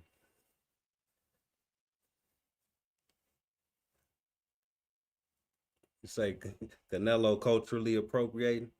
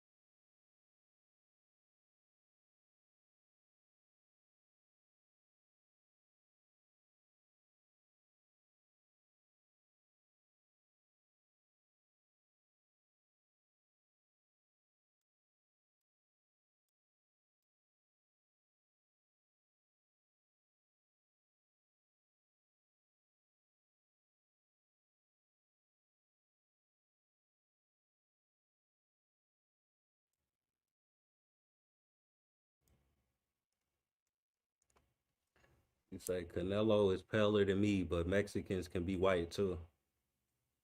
All right. So if Mexicans be white, then why do they call themselves brown?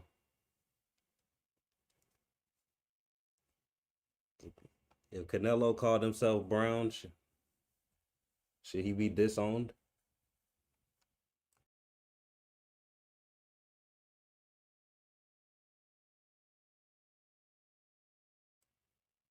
I think Canelo is an Irish man posing as a Mexican.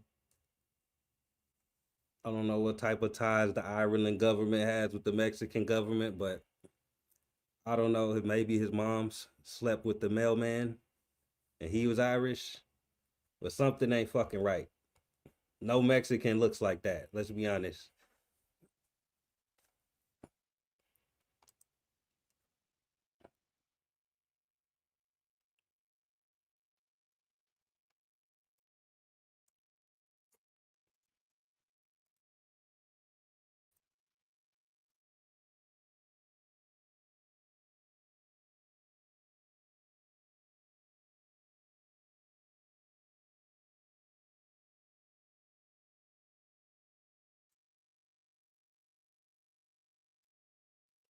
You say that Canelo got swapped out. He got swapped out when he was born. They switched him with the wrong baby.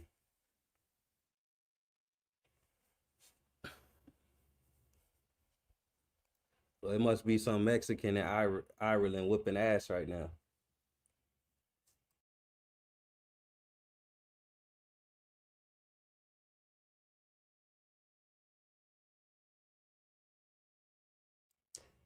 Hey, but I'm off here though. It's almost 7 o'clock. Fuck Crawford.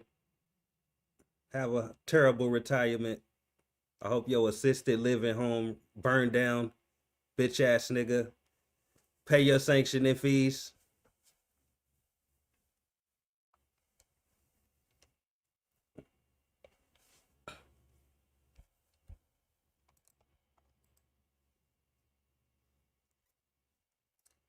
I hope the fucking ring Turkey gave you was fake, nigga. Hope your finger turned green. I'm out.